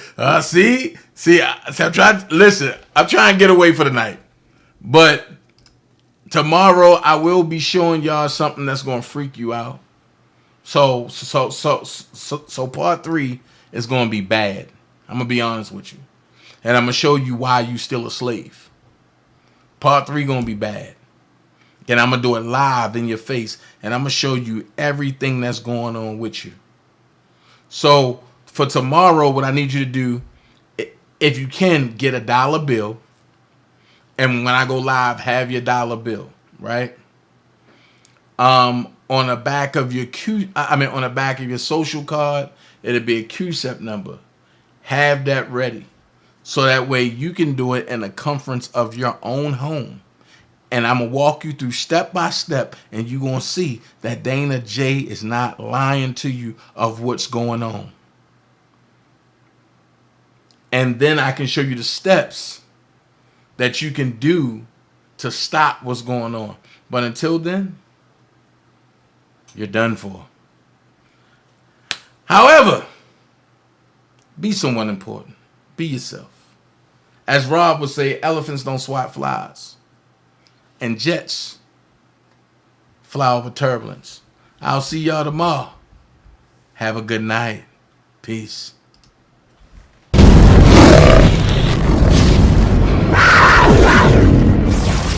More for us to experience. So Asian too, a Jamaican that let her make me Cajun soup. Got a cougar that calls shorts Daisy Dukes, and she say she knew Snoop since '82. Got a classy bitch that always wanna go on a date, a professional that love to do real estate. Got a young bitch that always send me Zelle requests. Got a scammer bitch that call me from the jail collect. Got a LA bitch that thinks she a Kardashian.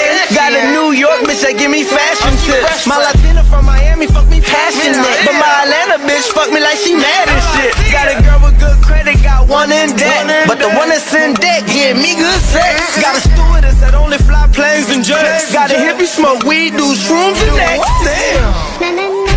Oh man. Wow. It's Sean. Shit don't stop. Sometimes I'm misty rain.